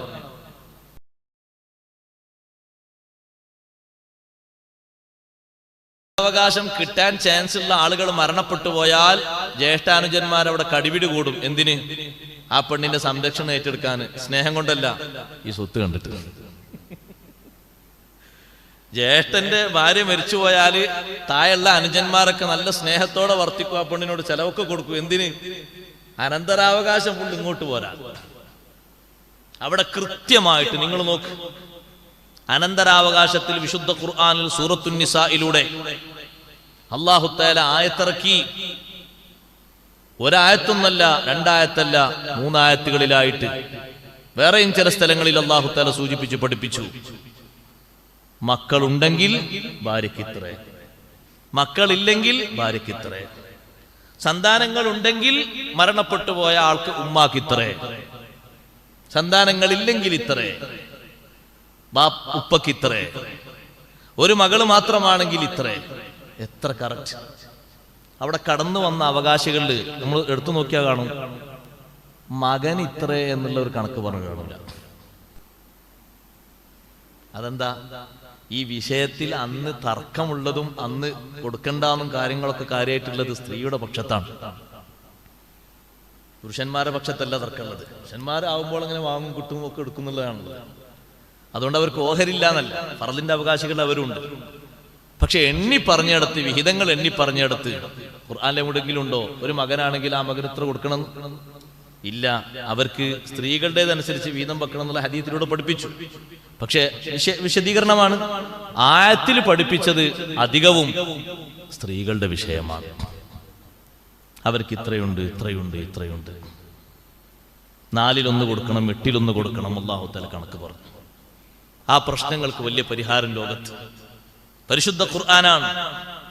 ഇന്നും അതുകൊണ്ട് അല്ലാഹു തആലാന്റെ വഴി, അല്ലാഹു തആലാന്റെ വ്യവസ്ഥ അതെപ്പോഴും മികച്ചു നിൽക്കുകയാണ്. കാരണം ആ ഖുർആൻ ജനങ്ങളെ വഴി നടത്തുന്നത് ലില്ലത്തി ഹിയ അഖ്വം, ഏറ്റവും ശരിയായ, ആർക്കും നിരൂപിക്കാൻ കഴിയാത്ത, ആർക്കും കേട് പറയാൻ കഴിയാത്ത ഏറ്റവും നല്ല മാർഗത്തിലേക്ക്.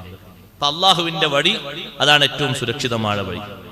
മനുഷ്യന്മാരുടെ നിയമങ്ങൾക്ക് ഒരുപക്ഷെ ചിലപ്പോ ആളുകളെ കൽബിലൊക്കെ കുറച്ചൊക്കെ സ്ഥാനം കിട്ടിയെന്ന് വരും. അതിനേക്കാളും നല്ല കെട്ടുറപ്പുള്ള, നല്ല ഭദ്രതയുള്ള, സുരക്ഷിതമായ നിയമമാണ് അള്ളാഹുവിന്റെ നിയമം. അവിടെ നമുക്ക് ഉദാഹരണം പറയാം. ഹബീബ് റസൂലുള്ളാഹി സ്വല്ലല്ലാഹു അലൈഹി വസല്ലം തങ്ങളുടെ മൗലയായ സെയ്ദ് ബിൻ ഹാരിഥ റളിയല്ലാഹു അൻഹുവിനെ പറ്റി. ഈ സെയ്ദ് ബിൻ ഹാരിഥ റളിയല്ലാഹു അൻഹു സത്യത്തിൽ അടിമയൊന്നുമല്ല, അടിമക്ക് ജനിച്ച ആളുമല്ല. പിന്നെ അടിമക്കച്ചവടം ചെയ്യുന്ന ആളുകൾ ഇങ്ങനെ വരുന്ന വഴിക്കില് സെയ്ദ് റളിയല്ലാഹു അൻഹുവിനെ കണ്ടപ്പോ അങ്ങോട്ട് റാഞ്ചി കൊണ്ടുവന്ന് മക്കയിൽ കൊണ്ടുവന്ന് വിറ്റു. വിൽപ്പന അങ്ങനെ പലരിൽ നിന്നും കൈമാറിയിട്ട് അവസാനം സയ്യിദത്തുന ഖദീജത്തുൽ കുബ്ര റളിയല്ലാഹു അൻഹയിലേക്ക് എത്തി. സെയ്ദ് ബിൻ ഹാരിഥ റളിയല്ലാഹു അൻഹു മഹദി ആ സെയ്ദ് ബിൻ ഹാരിഥ തങ്ങളെ നബി തങ്ങൾക്ക് ദാനം ചെയ്തു. എന്തിന്? തങ്ങൾക്ക് ഖിദ്മത്ത് എടുക്കാൻ വേണ്ടി. ആ ഖിദ്മത്ത് കിട്ടിയപ്പോൾ സെയ്ദ് ബിൻ ഹാരിഥ റളിയല്ലാഹു അൻഹു ഏറെ സന്തോഷിച്ചു. സത്യത്തിൽ അടിമയല്ല. നബി സല്ലല്ലാഹു അലൈഹി വസല്ലം തങ്ങളിലൂടെ അല്ലാഹു തആല പഠിപ്പിക്കുന്ന ഒന്നേ, അടിമത്തത്തിന്റെ പേരിൽ ഇസ്ലാമിനെ വിമർശിക്കുന്ന ആൾക്കാരുണ്ട്, ഇപ്പോഴും ഉണ്ട്. അതൊക്കെ ഈ റൂട്ടും കാര്യങ്ങളും പഠിക്കൂല, പഠിപ്പിച്ചു കൊടുത്താലും പഠിക്കാത്തോണ്ടൊക്കെയാണത്. ഇസ്ലാം അങ്ങനെ ഒരു വ്യവസ്ഥ ഉണ്ടാക്കിയത് എന്തിനാണ്? അടിമത്തത്തെ പ്രോത്സാഹിപ്പിക്കാനല്ലേ? അല്ല. അന്ന് അടിമാ സമ്പ്രദായം ഉണ്ടായിരുന്ന കാലത്ത് അവർക്ക് വേണ്ട അവകാശങ്ങളും നിയമങ്ങളും വെച്ചുകൊടുത്ത് ഘട്ടം ഘട്ടമായി അവരെ മോചിപ്പിച്ചെടുത്ത് അടിമാ സമ്പ്രദായം നിർത്തലാക്കിയത് വിശുദ്ധ ഇസ്ലാമാണ്. അതുകൊണ്ടാണ് അടിമയെ മോചിപ്പിക്കുക എന്നുള്ളത് ഒരു വിഷയത്തിനല്ല കഫാറത്ത് പറഞ്ഞത്. സത്യത്തിന്റെ കഫാറത്തിലുണ്ട്, അടിമയെ മോചിപ്പിക്കലുണ്ട്. അതുപോലെ തന്നെ ഖിതാല് നടത്തിയാൽ, കൊലപാതകം നടത്തിയാൽ അടിമയെ മോചിപ്പിക്കലുണ്ട്. അതേ രൂപത്തിൽ തന്നെ വിശുദ്ധ റമദാനിന്റെ പകലിൽ ഭാര്യയുമായി ബന്ധപ്പെട്ട് കഴിഞ്ഞാൽ അതിലുണ്ട് കഫാറത്തായിട്ട്. എന്തിനാ അതൊക്കെ കഫാറത്തായി കൊണ്ടുവന്നത്? മോചന മാർഗം വന്ന് അടിമ എന്ന് പറയുന്ന ആ സമ്പ്രദായത്തെ പതുക്കെ ഇല്ലായ്മ ചെയ്യണം. അതിനാണ് ആ മാർഗം ഉണ്ടായത്. നബി സല്ലല്ലാഹു അലൈഹി വസല്ലം തങ്ങളുടെ കൂടെ അടിമയായി കഴിയുന്ന സെയ്ദ് ബിൻ ഹാരിഥ റളിയല്ലാഹു അൻഹു ഏറെ സന്തോഷിച്ചു തങ്ങളെ ഖിദ്മത്ത് എടുക്കുന്നതിൽ. എന്താ കാരണം എന്നറിയോ? നബി സല്ലല്ലാഹു അലൈഹി വസല്ലം തങ്ങളുടെ പെരുമാറ്റം കണ്ടിട്ട് ആളുകൾ അത്ഭുതപ്പെട്ടു. കാരണം അന്ന് സയ്യിദിന്റെ കൂടെ അടിമ ഭക്ഷണം കഴിക്കൂല, യജമാനന്റെ കൂടെ അടിമ ഭക്ഷണം കഴിക്കൂല, യജമാനന്റെ കൂടെ നടക്കുകയില്ല, യജമാനൻ ധരിക്കുന്ന അതേ വസ്ത്രം അടിമക്ക് നൽകൂല, യജമാനൻ കുടിക്കുന്ന അതേ പാനീയം അടിമക്ക് കുടിപ്പിക്കൂല. പക്ഷേ സെയ്ദ് റളിയല്ലാഹു അൻഹു സന്തോഷിക്കാൻ കാരണം എന്താണോ ഹബീബ് സല്ലല്ലാഹു അലൈഹി വസല്ലം ധരിക്കുന്ന വസ്ത്രം അതെനിക്കും ധരിപ്പിക്കും, എന്താണോ തങ്ങൾ കിടക്കുന്ന പായ ആ പായ എനിക്കും തരും. അന്നത്തെ സമ്പ്രദായം എങ്ങനെ? വെറും മണലിൽ, ആ മണലിൽ വിരിപ്പാക്കിയിട്ടായിരിക്കും അടിമകൾ കിടക്കുന്നത്. യജമാനന്മാരോ നല്ല മെത്തയിലായിരിക്കും, നല്ല കട്ടിലുള്ള മെത്തയില്. ഒരിക്കലും ആ കട്ടിൽ ഒരു മിനിറ്റ് പോലും ഇരിക്കാൻ ഈ അടിമക്ക് പറ്റില്ല. ഒരുമിച്ചിരുന്ന് നബി സല്ലല്ലാഹു അലൈഹി വസല്ലം തങ്ങളും സെയ്ദ് ബിൻ ഹാരിഥ റളിയല്ലാഹു അൻഹു ഭക്ഷണം കഴിക്കുമ്പോൾ പലരും ഇങ്ങനെ നോക്കും. സയ്യിദ് യജമാനൻ അടിമന്റെ കൂടെ ഭക്ഷണം കഴിക്കും. തിരുത്താനാ നബി സല്ലല്ലാഹു അലൈഹി വസല്ലം തങ്ങൾക്ക് ഇങ്ങനെ ഒരു വഴി അല്ലാഹു തആല കൊടുത്തത്. അങ്ങനെ മാതാപിതാക്കൾ അറിഞ്ഞു. അന്വേഷിച്ച് സെയ്ദ് ബിൻ ഹാരിഥ റളിയല്ലാഹു അൻഹു മക്കത്തുണ്ട്. കാരണം ഇതൊരു അടിമയല്ല, ഞാൻ പറഞ്ഞില്ലേ, അടിമയല്ല. അടിമക്കച്ചവടം ചെയ്യുന്നവർ റാഞ്ചി കൊണ്ടുവന്ന് അടിമയാക്കി വിറ്റതാണ്.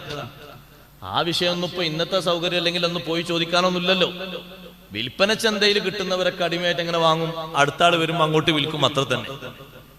അവര് കുടുംബക്കാരന്വേഷിച്ച് ബാപ്പയും മറ്റൊക്കെ മക്കയിൽ വന്നു കൊണ്ടുപോകാൻ വേണ്ടി.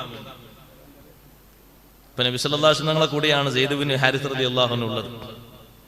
മഹാനവർകൾ പറഞ്ഞു, ഞാൻ പോകുന്നില്ല,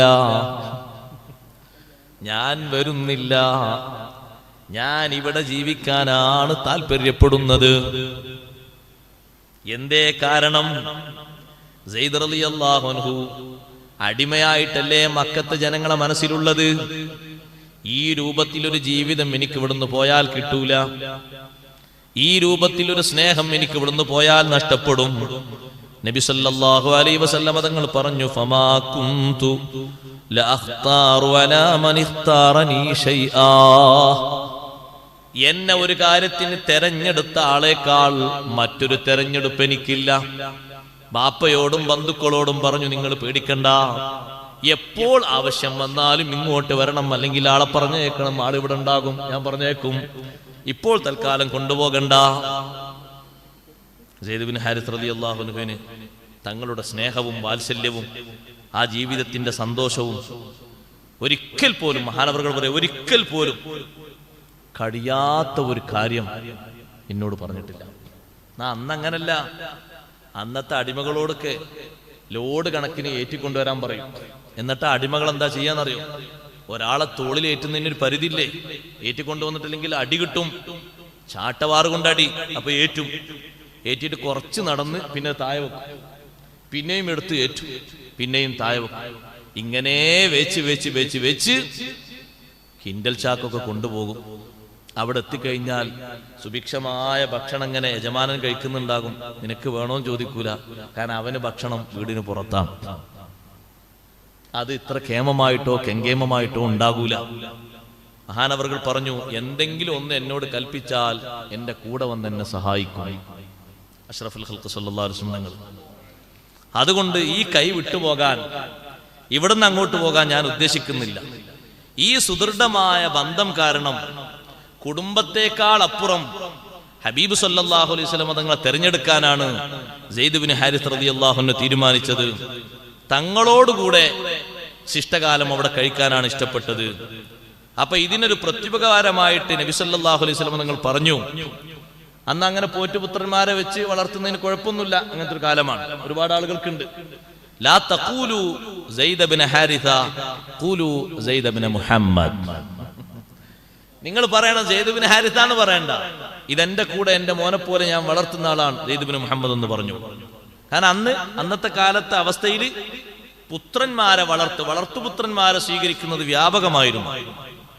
പിന്നീട് അള്ളാഹുവിന്റെ നിയമം ഈ വളർത്ത് സമ്പ്രദായം ഒന്ന് നിഷിദ്ധമാക്കിയിട്ട് യഥാർത്ഥത്തിൽ മക്കളെ അവരുടെ പിതാക്കന്മാരല്ലാത്തവരിലേക്ക് ചേർക്കുന്ന വിഷയം നിർത്തലാക്കിയിട്ട് നേരെ പിതാക്കളിലേക്ക് തന്നെ ചേർക്കണമെന്നുള്ള തീരുമാനം അള്ളാഹു ഉദ്ദേശിച്ചപ്പോ അള്ളാഹു ആയത്തിറക്കി, ഉദ്ഉഹും ലിആബാഇഹിം ഹുവ അഖ്സതു ഇൻദല്ലാഹ്. നിങ്ങൾ പോറ്റി വളർത്തുന്ന പോറ്റുപുത്രന്മാരെ അവരുടെ യഥാർത്ഥ പിതാക്കളിലേക്ക് ചേർത്തി വിളിക്കണം. ഹുവ അഖ്സതു ഇൻദല്ലാഹ്. അത് അള്ളാഹുവിന്റെ അടുക്കൽ ഏറ്റവും വലിയ നീതിയാണ്. അഖ്സതു ഇൻദല്ലാഹ്. ആളുകൾ കണ്ട നീതി ഒന്നുണ്ട്. അതെന്താ? ആരാണോ പോറ്റുന്നത് അയാൾ ഉപ്പയായി കണ്ടത്, അത് ശരിയല്ലേ? അത് ശരിയാണ്. അതിനേക്കാളും വലിയ ശരി അതാണല്ലതീ ഹിയ അഖ്വം. അതിനേക്കാളും വലിയ ശരി അള്ളാഹുവിന്റെ തീരുമാനമാണ്. അപ്പോൾ ഈ വിഷയം ഹബീബ് സല്ലല്ലാഹു അലൈഹി വസല്ലം സെയ്ദ് റളിയല്ലാഹു അൻഹു ബാധകമാക്കി. സെയ്ദ് റളിയല്ലാഹു അൻഹു ജനങ്ങൾക്ക് സെയ്ദ് ബിൻ ഹാരിസ തന്നെ വിളിച്ചു. നബി സല്ലല്ലാഹു അലൈഹി വസല്ലം നേരത്തെ പറഞ്ഞതോ അത് അക്രമമാണോ? അല്ല, അതും നീതിയാണ്. പക്ഷേ അല്ലാഹു തആല അതിനേക്കാളും വലിയൊരു നീതിയാണ്, വലിയൊരു വഴിയാണ് പഠിപ്പിച്ചത്. സെയ്ദ് റളിയല്ലാഹു അൻഹു സ്വന്തം തറവാട്ടിലേക്ക് തന്നെ ചേർത്തി വിളിച്ചു. ജനങ്ങളൊക്കെ വിളിച്ചു സെയ്ദ് ബിൻ ഹാരിസ. അപ്പൊ മഹാനവറുകൾക്ക് വലിയൊരു വിഷമം. കാരണം നബിതങ്ങളിലേക്ക് ചേർത്തി വിളിക്കുന്ന ആ പേര് പോയില്ലേ. സെയ്ദ് ബിൻ ഹാരിസ് റളിയല്ലാഹു അൻഹു വലിയൊരു വിഷമം. എന്നെ ജനങ്ങളൊക്കെ വിളിച്ചിരുന്ന ആ പേര് പോയല്ലോ. അള്ളാഹുവിന്റെ തീരുമാനമാണ്. മനസ്സിൽ ആ വിഷമം വന്നപ്പോ, ആ ഒരു ടെൻഷൻ വന്നപ്പോ അള്ളാഹു ആ ടെൻഷൻ മാറ്റിക്കൊടുത്തു. ലോകത്ത് ഒരു സ്വഹാബിക്കും കിട്ടാത്ത നല്ലൊരു മെഡൽ, നല്ലൊരു സമ്മാനം, നല്ല ഒരു വ്യക്തിപ്രഭാവം സെയ്ദ് ബിൻ ഹാരിസ് റളിയല്ലാഹു അൻഹു മാത്രം അള്ളാഹു കൊടുത്തു. അതെന്താ? മഹാനവറുകളുടെ നാമം വിശുദ്ധ ഖുർആനിൽ എടുത്തങ്ങ് പറഞ്ഞു. ഫലമ്മാ ഖലാ സയ്യിദും മിൻഹാ വതറൻ സവ്വജ്നാകഹാ. സന്തോഷായി സെയ്ദ് റളിയല്ലാഹു. വേറെ ഒറ്റ സ്വഹാബിന്റെ പേരില്ലല്ലോ ഖുർആനിൽ. അല്ലാഹു തആല സമാധാനിപ്പിച്ചതാണ്. എന്തൊരു സ്ഥാനാണ് നമ്മൾ ആലോചിച്ച് നോക്കുകയാണെങ്കിൽ. ഖുർആനിൽ പേര് പറയപ്പെട്ട ഒരു സ്വഹാബി അഷ്റഫുൽ ഖൽഖ് സല്ലല്ലാഹു അലൈഹി വസല്ലം തങ്ങൾക്ക് വല്ലാത്ത ഇഷ്ടമാണ്. സഹാബത്ത് തന്നെ സെയ്ദ് റളിയല്ലാഹുവിനെ പറ്റി പറയുമ്പോൾ ചേർത്തി പറയും, സെയ്ദ് ഇബ്നു ഹാരിസ ഹിബ്ബു റസൂലില്ലാഹി സ്വല്ലല്ലാഹു അലൈഹി വസല്ലം, തങ്ങളുടെ പ്രിയപ്പെട്ട തോഴൻ. ആ സെയ്ദ് റളിയല്ലാഹുവിന് ജനിച്ച ഉസാമ റളിയല്ലാഹു അത് നബി തങ്ങൾക്ക് ഇഷ്ടപ്പെട്ട ആളെ. അവരുടെ വിഷയത്തിൽ തങ്ങൾക്ക് ഇഷ്ടമായ ഈ രണ്ട് സ്വഹാബത്തിന്റെ വിഷയത്തിൽ അന്നത്തെ ആളുകളുടെ ഇടയിൽ ചെറിയ ഒരു ആശയക്കുഴപ്പമുണ്ടായി. എന്താ ആശയക്കുഴപ്പം എന്നറിയോ? സെയ്ദ് റളിയല്ലാഹുവിനെ പറ്റിയും ഉസാമ റളിയല്ലാഹുവിനെ പറ്റിയും. ഒരാൾ നല്ല വെളുത്തിട്ടും മറ്റാൾ കറുത്തിട്ടും. അപ്പൊ ചില ആൾക്കാർ കളർ നോക്കിയിട്ട് അത് ആ വാപ്പാന ഓനല്ലേ, അതാ വാപ്പാന്റെ മകൻ തന്നെ അല്ലേ, കാരണം നിറവും കാര്യങ്ങളൊക്കെ ഒരു മാറ്റം. ഇതിന് വലിയ വിഷമം വന്നപ്പോ ബാപ്പയും മോനും ഇങ്ങനെ കിടക്കാണ്. നബി സല്ലല്ലാഹു അലൈഹി വസല്ലം കുറച്ച് ഇപ്പുറത്തുണ്ട്, രണ്ടാളും ഇങ്ങനെ കിടക്കാണ്. ഇങ്ങനെ കിടക്കുമ്പോ അന്നൊക്കെ ശരിക്ക് ലക്ഷണശാസ്ത്രം അറിയുന്ന ആളുകളുണ്ട്. ഇന്ന് പറയുന്ന അനുമാനങ്ങളല്ല കേട്ടോ, ഫോർ ഹാൻഡിലൊന്നും പോയി കൊടുക്കാൻ നിൽക്കണ്ട. ലക്ഷണശാസ്ത്രം ശരിക്ക് വശമുള്ള ആളുകളുണ്ട്. ഇദ്ദീഫ് എന്ന് പറയും അറബിയിൽ അവരെ പറ്റി. ശരിക്ക് അതിൽ പഠിച്ച ആൾക്കാരുണ്ട്, കഴിവുള്ള ആൾക്കാർ. അങ്ങനെ പറഞ്ഞു പോരുന്നല്ല. ഇന്ന് ചിലപ്പം വന്ന് നോക്കിയിട്ട് പിന്നെ നിങ്ങളെ ബാപ്പ മരിച്ചിട്ട് നിങ്ങൾക്ക് വലിയ വിഷമമുണ്ടായി, ബാപ്പയുടെ ഹയാത്തോടെ ഉണ്ടാവും, ചിലപ്പോൾ അങ്ങനെയൊക്കെ പറഞ്ഞു വരും. അതൊന്നല്ല, ഇത് ശരിക്ക് പറയും. അങ്ങനെ വന്നിട്ട് ഇവരെ മുഖം ഒന്നും കാണുന്നത്, മുഖം മറിച്ചിട്ടാണ് ഇവർ കിടക്കുന്നത്. പക്ഷെ രണ്ട് കാലും ഇങ്ങനെ കാണുന്നുണ്ട്. അപ്പൊ ഈ കാല് നോക്കിയിട്ട് അദ്ദേഹം വന്നിട്ട് പറഞ്ഞു, ഹാദിഹി ബഅ്ലുഹാ മിൻ ബഅദ്, ഇത് ഈ കാല് മറ്റേ കാലിൽ നിന്ന് വന്നത് തന്നെയാണ് എന്ന് പറഞ്ഞു. അഷ്റഫുൽ ഖൽഖ് സ്വല്ലല്ലാഹു അലൈഹി വസല്ലം നിങ്ങൾക്ക് വലിയ സന്തോഷമായി. കാരണം ഇത് ബാപ്പ ഇത് മോനും തന്നെയാണ്. ജനങ്ങൾ പറയുന്ന വിഷയം ശരിയല്ല, അങ്ങനെ സംശയിക്കാനും പറ്റൂല. ചില ആൾക്കാർക്ക് അങ്ങനെ സംശയം ഉണ്ടാവും. കുട്ടി എന്താ ഇങ്ങനെ ഒരു കളർ, ബാപ്പാന്റെ അല്ലല്ലോ ഉമ്മാന്റെ അല്ലല്ലോ. അത് കുറച്ചുകൂടി അപ്പുറത്തേക്ക്, പരമ്പര കുറച്ചുകൂടി അപ്പുറത്തേക്ക് പോകുമ്പോ അതിലെവിടെയെങ്കിലും ഉണ്ടാകും ഇതേ രൂപത്തിലും ഭാവത്തിലുള്ള ആളുകൾ. നേർക്ക് നേരെ ഒരേ പാപ്പാന്റെയും ഉമ്മാന്റെയും ഒരേ സ്വഭാവത്തിലും ഒരേ രൂപത്തിലും ഒരേ ആകൃതിയിലും തന്നെയാകണമെന്നില്ല മക്കൾ. സംശയം ചോദിച്ചു വന്ന ആളോട് നബി സല്ലല്ലാഹു അലൈഹി വസല്ലം ഒരിക്കൽ പറഞ്ഞു, എന്നിട്ട് പറഞ്ഞു, നബി എന്റെ ഭാര്യ പ്രസവിച്ച കുട്ടി കറുത്ത കുട്ടിയാണ്, ഞാനും വെളുത്തിട്ടാണ്, ഭാര്യയും വെളുത്തിട്ടാണ്. ഇപ്പൊ നബി സല്ലല്ലാഹു അലൈഹി വസല്ലം ചോദിച്ചു, വീട്ടിൽ ഒട്ടകം ഉണ്ടോന്ന് വെച്ചു. ഒട്ടകത്തിന് എന്തൊക്കെ കളറുണ്ട്? അപ്പൊ അദ്ദേഹം പറഞ്ഞു, ഒട്ടകണ്ട്, ഒട്ടകത്തിൽ വെളുത്ത ഒട്ടകണ്ട്.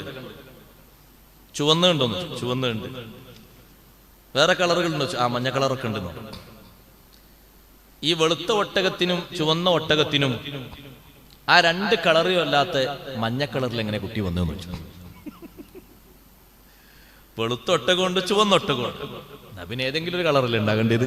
ഒന്ന് ഈ വാപ്പാന്റെ ഉമ്മാൻ്റെത്, ഇങ്ങനെ മഞ്ഞ വന്നത്. അപ്പൊ അദ്ദേഹം എന്നാ ശരി എന്നാണ് പോയി. അതങ്ങനെ വരും, അതിൽ തർക്കിക്കേണ്ടതില്ല. അഷ്റഫുൽ ഖൽഖ് സ്വല്ലല്ലാഹു അലൈഹി വസല്ലം നിങ്ങളെ കൂടെ ജീവിച്ച സെയ്ദ് റളിയല്ലാഹുവിനെ വലിയ സന്തോഷമായി. അപ്പൊ നോക്ക് നിങ്ങൾ, അള്ളാഹുവിന്റെ നിയമം, ഇതേ ഒരു അവസ്ഥ, ഇതേ ഒരു നിയമ വ്യവസ്ഥിതി അല്ലാഹു തആല ശരിയായ ഒരു മാർഗം അഖീദയിലും ഹുക്മുകളിലും ചരിത്രങ്ങളിലും എല്ലാ വിഷയത്തിലും അല്ലാഹു തആല വെക്കുന്നുണ്ട്. മിതമായ മാർഗം. ഇസ്ലാമിന്റെ ശൈലിയൊക്കെ അങ്ങനെയാണ്. ഖുർആൻ പഠിപ്പിക്കുന്ന ശൈലി അല്ലതീ ഹിയ അഖ്വം, അതേറ്റവും ശരിയായ, ഏറ്റവും സ്വച്ഛന്തമായ നല്ല വഴിയാണ്. വിശ്വാസത്തിൽ നോക്ക്, ഉദാഹരണമായി പറയുകയാണെങ്കിൽ വിശുദ്ധ ഇസ്ലാം വന്നു ഒരു മിതമായ മറുപടിയായിട്ട്. ഇവിടെ രണ്ട് പക്ഷം ആളുകൾ അന്നുണ്ട്.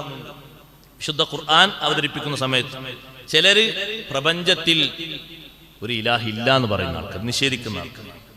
ചിലരോ ഉണ്ട്, പക്ഷേ അത് ഒന്നൊന്നല്ല, കുറെ ഉണ്ട്. നബി സല്ലല്ലാഹു അലൈഹി വസല്ലം തങ്ങൾ തന്നെ പ്രബോധനം നടത്തുമ്പോ മക്കക്കാർ അത്ഭുതത്തോടെ ചോദിച്ചില്ലേ, ആ ജഅലല്ലാലിഹത ഇലാഹൻ വാഹിദ ഇന്ന ഹാദാ ലശൈഉൻ ഉജാബ്, എല്ലാ ഇലാഹുകളെയും പിടിച്ചിട്ട് ഒറ്റ ഇലാഹാക്കി, ഇതെന്തൊരു അത്ഭുത.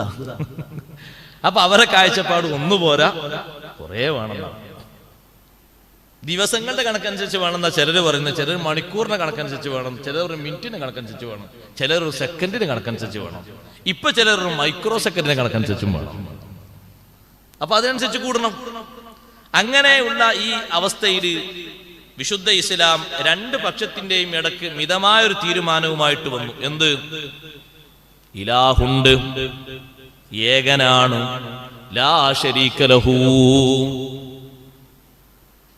എല്ലാവർക്കുള്ള മറുപടി അപ്പൊ അതിലായി. പങ്കുകാരില്ലാത്ത, പങ്കാളിയില്ലാത്ത, ഇലാഹില്ലെന്ന് പറയരുത്, ഉണ്ട്, ഏകനായ ഇലാഹുണ്ട്. ഇല്ല നിഷേധിക്കുന്ന ആളുകൾക്ക് ഉണ്ട്, ഇലാഹുണ്ട് എന്നുള്ള മറുപടി. ഒന്നിലധികം എന്ന് പറയുന്ന ആളുകൾക്കല്ല, ഒന്ന് മാത്രമേ ഉള്ളൂ, ലാ ശരീക ലഹു. ആ മറുപടി കൊടുത്തിട്ട് അല്ലാഹു തആല വിശ്വാസരംഗത്തുള്ള വഴി സുദൃഢമായ രൂപത്തിൽ പറഞ്ഞു പഠിപ്പിച്ചതുപോലെ തന്നെ പരിശുദ്ധ ഖുർആൻ സാമ്പത്തിക രംഗത്തും സാമൂഹിക രംഗത്തും ഒക്കെ ഇതേ ഇടപെടൽ നടത്തിയിട്ടുണ്ട്. സാമ്പത്തിക രംഗത്ത് അല്ലാഹു സുബ്ഹാനഹു വ തആല പറഞ്ഞു, സമ്പത്ത് ചെലവഴിക്കുന്നിടത്ത് വിശ്വാസികളോട് പറഞ്ഞു, വല്ലദീന ഇദാ അൻഫഖൂ ലം യുസ്രിഫു വലം യഖ്തുറു വകാന ബൈന ദാലിക ഖവാമ. ഒരു മിതമായ ശൈലി.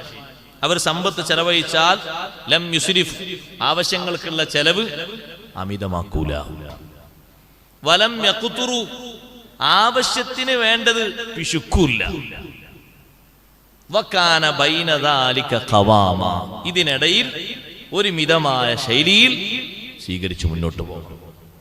ധർമ്മം ചെയ്യുന്ന ആളോട്, പറ്റേ പിശുക്കുന്ന ആളോടും അല്ലാഹു തആല പറഞ്ഞു, വലാ തജൽ യദക മഗ്ലൂലതൻ ഇലാ ഉനുഖിക്, നിന്റെ കൈ എപ്പോഴും പെരടിയിലേക്ക് കൂട്ടി ചെങ്ങലയിട്ട് ഭദ്രമാക്കി കെട്ടിയതുപോലെ ആക്കരുത് എന്ന് പറഞ്ഞ ഒരു വിഷയത്തിനും ഒരു ഇഞ്ചും കൊടുക്കാത്ത രൂപം ഉണ്ടാകരുത്. വലാ തബ്സുത്ഹാ കുല്ലൽ ബസ്ത്, കൊടുക്കുമ്പോ മുഴുവൻ അങ്ങോട്ട് കൊടുത്തു തീർക്കരുത്, അതും നീ ചെയ്യരുത്. അങ്ങനെ ആകുമ്പോ വലിയ ഖേദമുള്ള ആളായിട്ട് നീ അങ്ങനെ ഇരിക്കേണ്ടി വരും, ഒന്നുമില്ലാത്ത ജനങ്ങളൊക്കെ ആക്ഷേപിക്കുന്ന ആളായിട്ട് ഇരിക്കേണ്ടി വരും. പിന്നെ എന്താ സ്വീകരിക്കേണ്ടത്?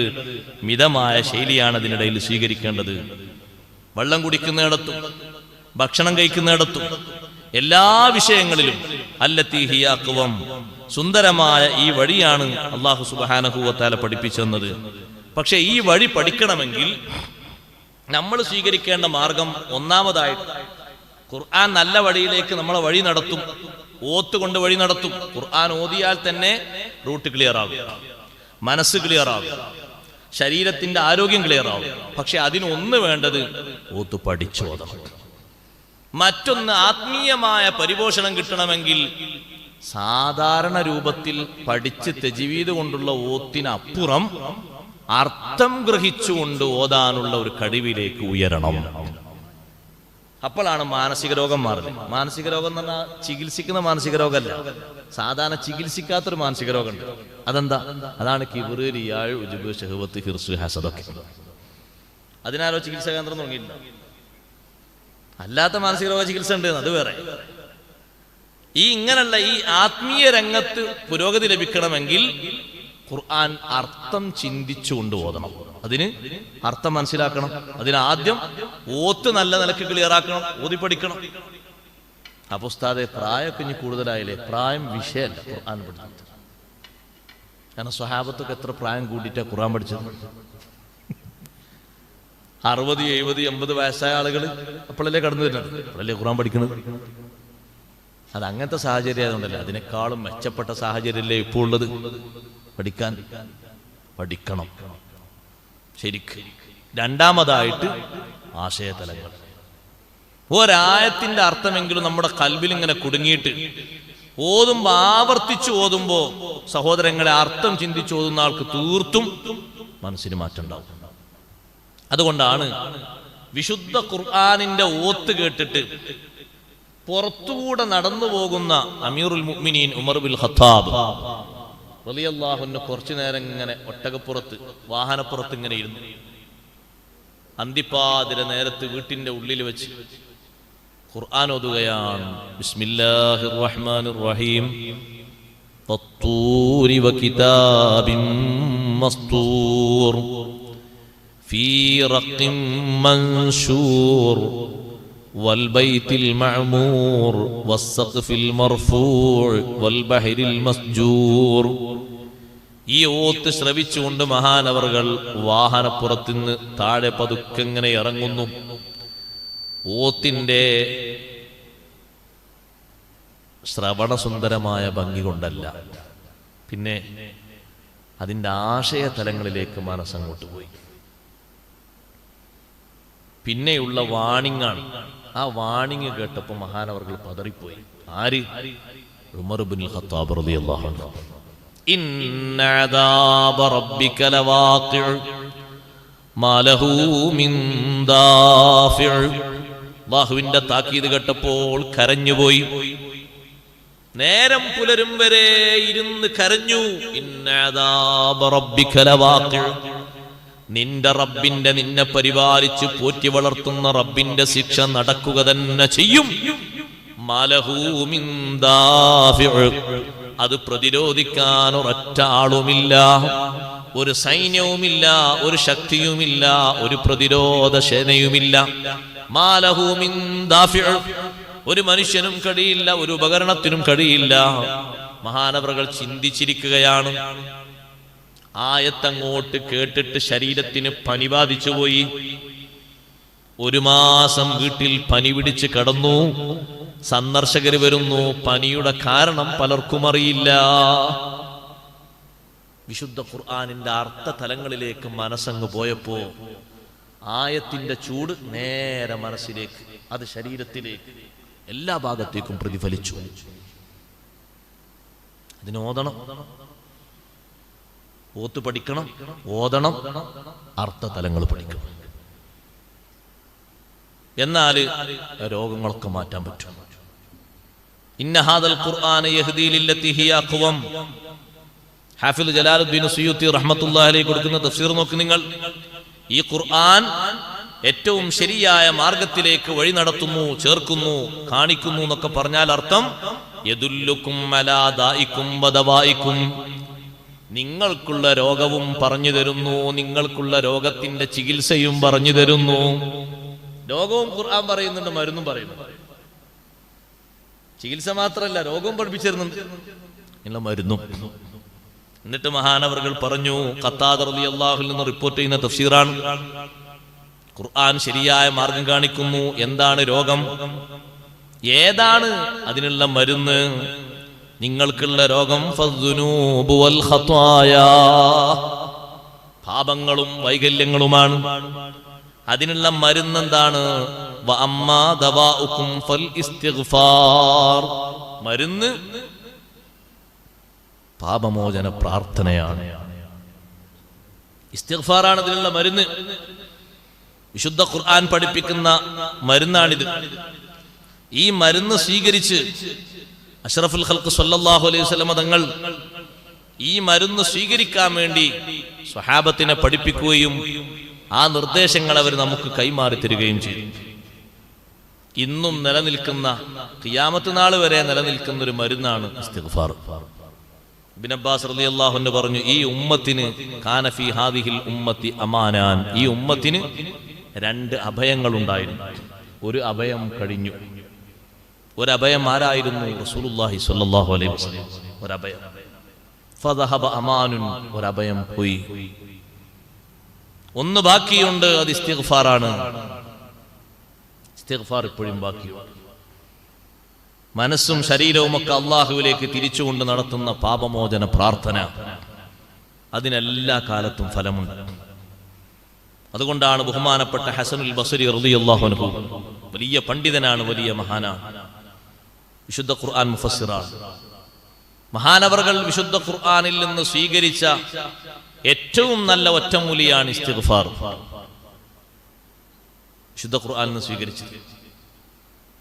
ആ വിശുദ്ധ ഖുർആനിൽ നിന്ന് സ്വീകരിച്ചുകൊണ്ടാണ് മഹാനവറുകളുടെ അടുത്ത് വന്നിട്ട് ഒരാൾ പരാതി പറഞ്ഞു, മഴയില്ല, വരൾച്ചയാണ്, കൃഷിയൊക്കെ ഉണങ്ങിപ്പോകാൻ തുടങ്ങിയിട്ടുണ്ട്.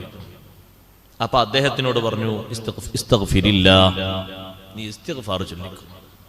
വേറൊരാൾ വന്ന് പരാതി പറഞ്ഞു, ദാരിദ്ര്യമാണ്, കഷ്ടപ്പാടാണ്, ആവശ്യങ്ങളൊന്നും നടക്കുന്നില്ല, ബുദ്ധിമുട്ടാണ്. അദ്ദേഹത്തിനോടും പറഞ്ഞു, ഇസ്തഗ്ഫിരില്ലാ, ഇസ്തിഗ്ഫാർ ചൊല്ലിക്കോ. വേറൊരാൾ വന്നിട്ട് പറഞ്ഞു, സന്താനങ്ങൾ കുറവാണ്, കുറച്ചുകൂടി ഉണ്ടാകണം, അല്ലെങ്കിൽ തീരെ സന്താനങ്ങളില്ല, 2 മതിൽപ്പെട്ടു. അയാളോടും പറഞ്ഞു, ഇസ്തഗ്ഫിരില്ലാ, ഇസ്തിഗ്ഫാർ ചൊല്ലിക്കോ. മറ്റൊരാൾ വന്നിട്ട് പറഞ്ഞു, ഭൂമിയുണ്ട്, കൃഷിയുണ്ട്, പക്ഷെ വരുമാനം കുറവാണ്. അയാളോടും പറഞ്ഞു, ഇസ്തഗ്ഫിരില്ലാ. അപ്പൊ ശിഷ്യനുണ്ട്, റബീഉ ഇബ്നു സുബീഹ് റളിയല്ലാഹു അൻഹു, ഹസൻ ബസരി തങ്ങളെടുത്ത് ശിഷ്യനുണ്ട്. ശിഷ്യൻ ഇങ്ങനെ നോക്കി, എന്താ പുസ്തകം കാണിക്കുന്നത്? വരുന്നവർക്കൊക്കെ ചീട്ടിൽ എഴുതി കൊടുക്കുന്ന ഒരു മരുന്ന് തന്നെ. ഏത് ആവശ്യമായിട്ട് വന്നാലും കൊടുക്കുന്നത് ഒരു ഗുളിക തന്നെ ഉണ്ടാവുമല്ലോ ചിലപ്പോ. ആ കുറെ ആളുകളൊക്കെ ശീലിക്കുമ്പോൾ പറയും, ആ ഹോസ്പിറ്റലിലേക്ക് പോകണ്ട, ഇതൊക്കെ എന്താ അസുഖം ഉള്ളത്, എന്റെ വീട്ടിലുണ്ട് കൊടുക്കുന്ന മരുന്നൊക്കെ, അത് കഴിച്ചാൽ മതി, അതെന്നെ അവിടെ പോയാലും കിട്ടുക. പിന്നെ എത്രയും ദൂരം അങ്ങോട്ട് പോകേണ്ട ആവശ്യമില്ല. ഒറ്റമൂലിയാണ്, അതുകൊണ്ടാണ്, മരുന്ന് പറ്റാത്തതുകൊണ്ടല്ല, ഒറ്റമൂലിയാണ് കൊടുക്കുന്നത്. അത് എൻ്റെ അടുത്തുണ്ട്, അതെന്നെ നിങ്ങൾക്കും കിട്ടുക, പിന്നെന്തിനാ അങ്ങോട്ട് പോകും? ഈ ഇസ്തിഗ്ഫാർ അല്ലേ ഉസ്താദ് എല്ലാവർക്കും കൊടുത്തത്? വ്യത്യസ്ത വിഷയങ്ങളാണ് പരാതി പറയുന്നത്, എല്ലാവരോടും ഒന്നാണല്ലോ കൽപ്പിച്ചത്.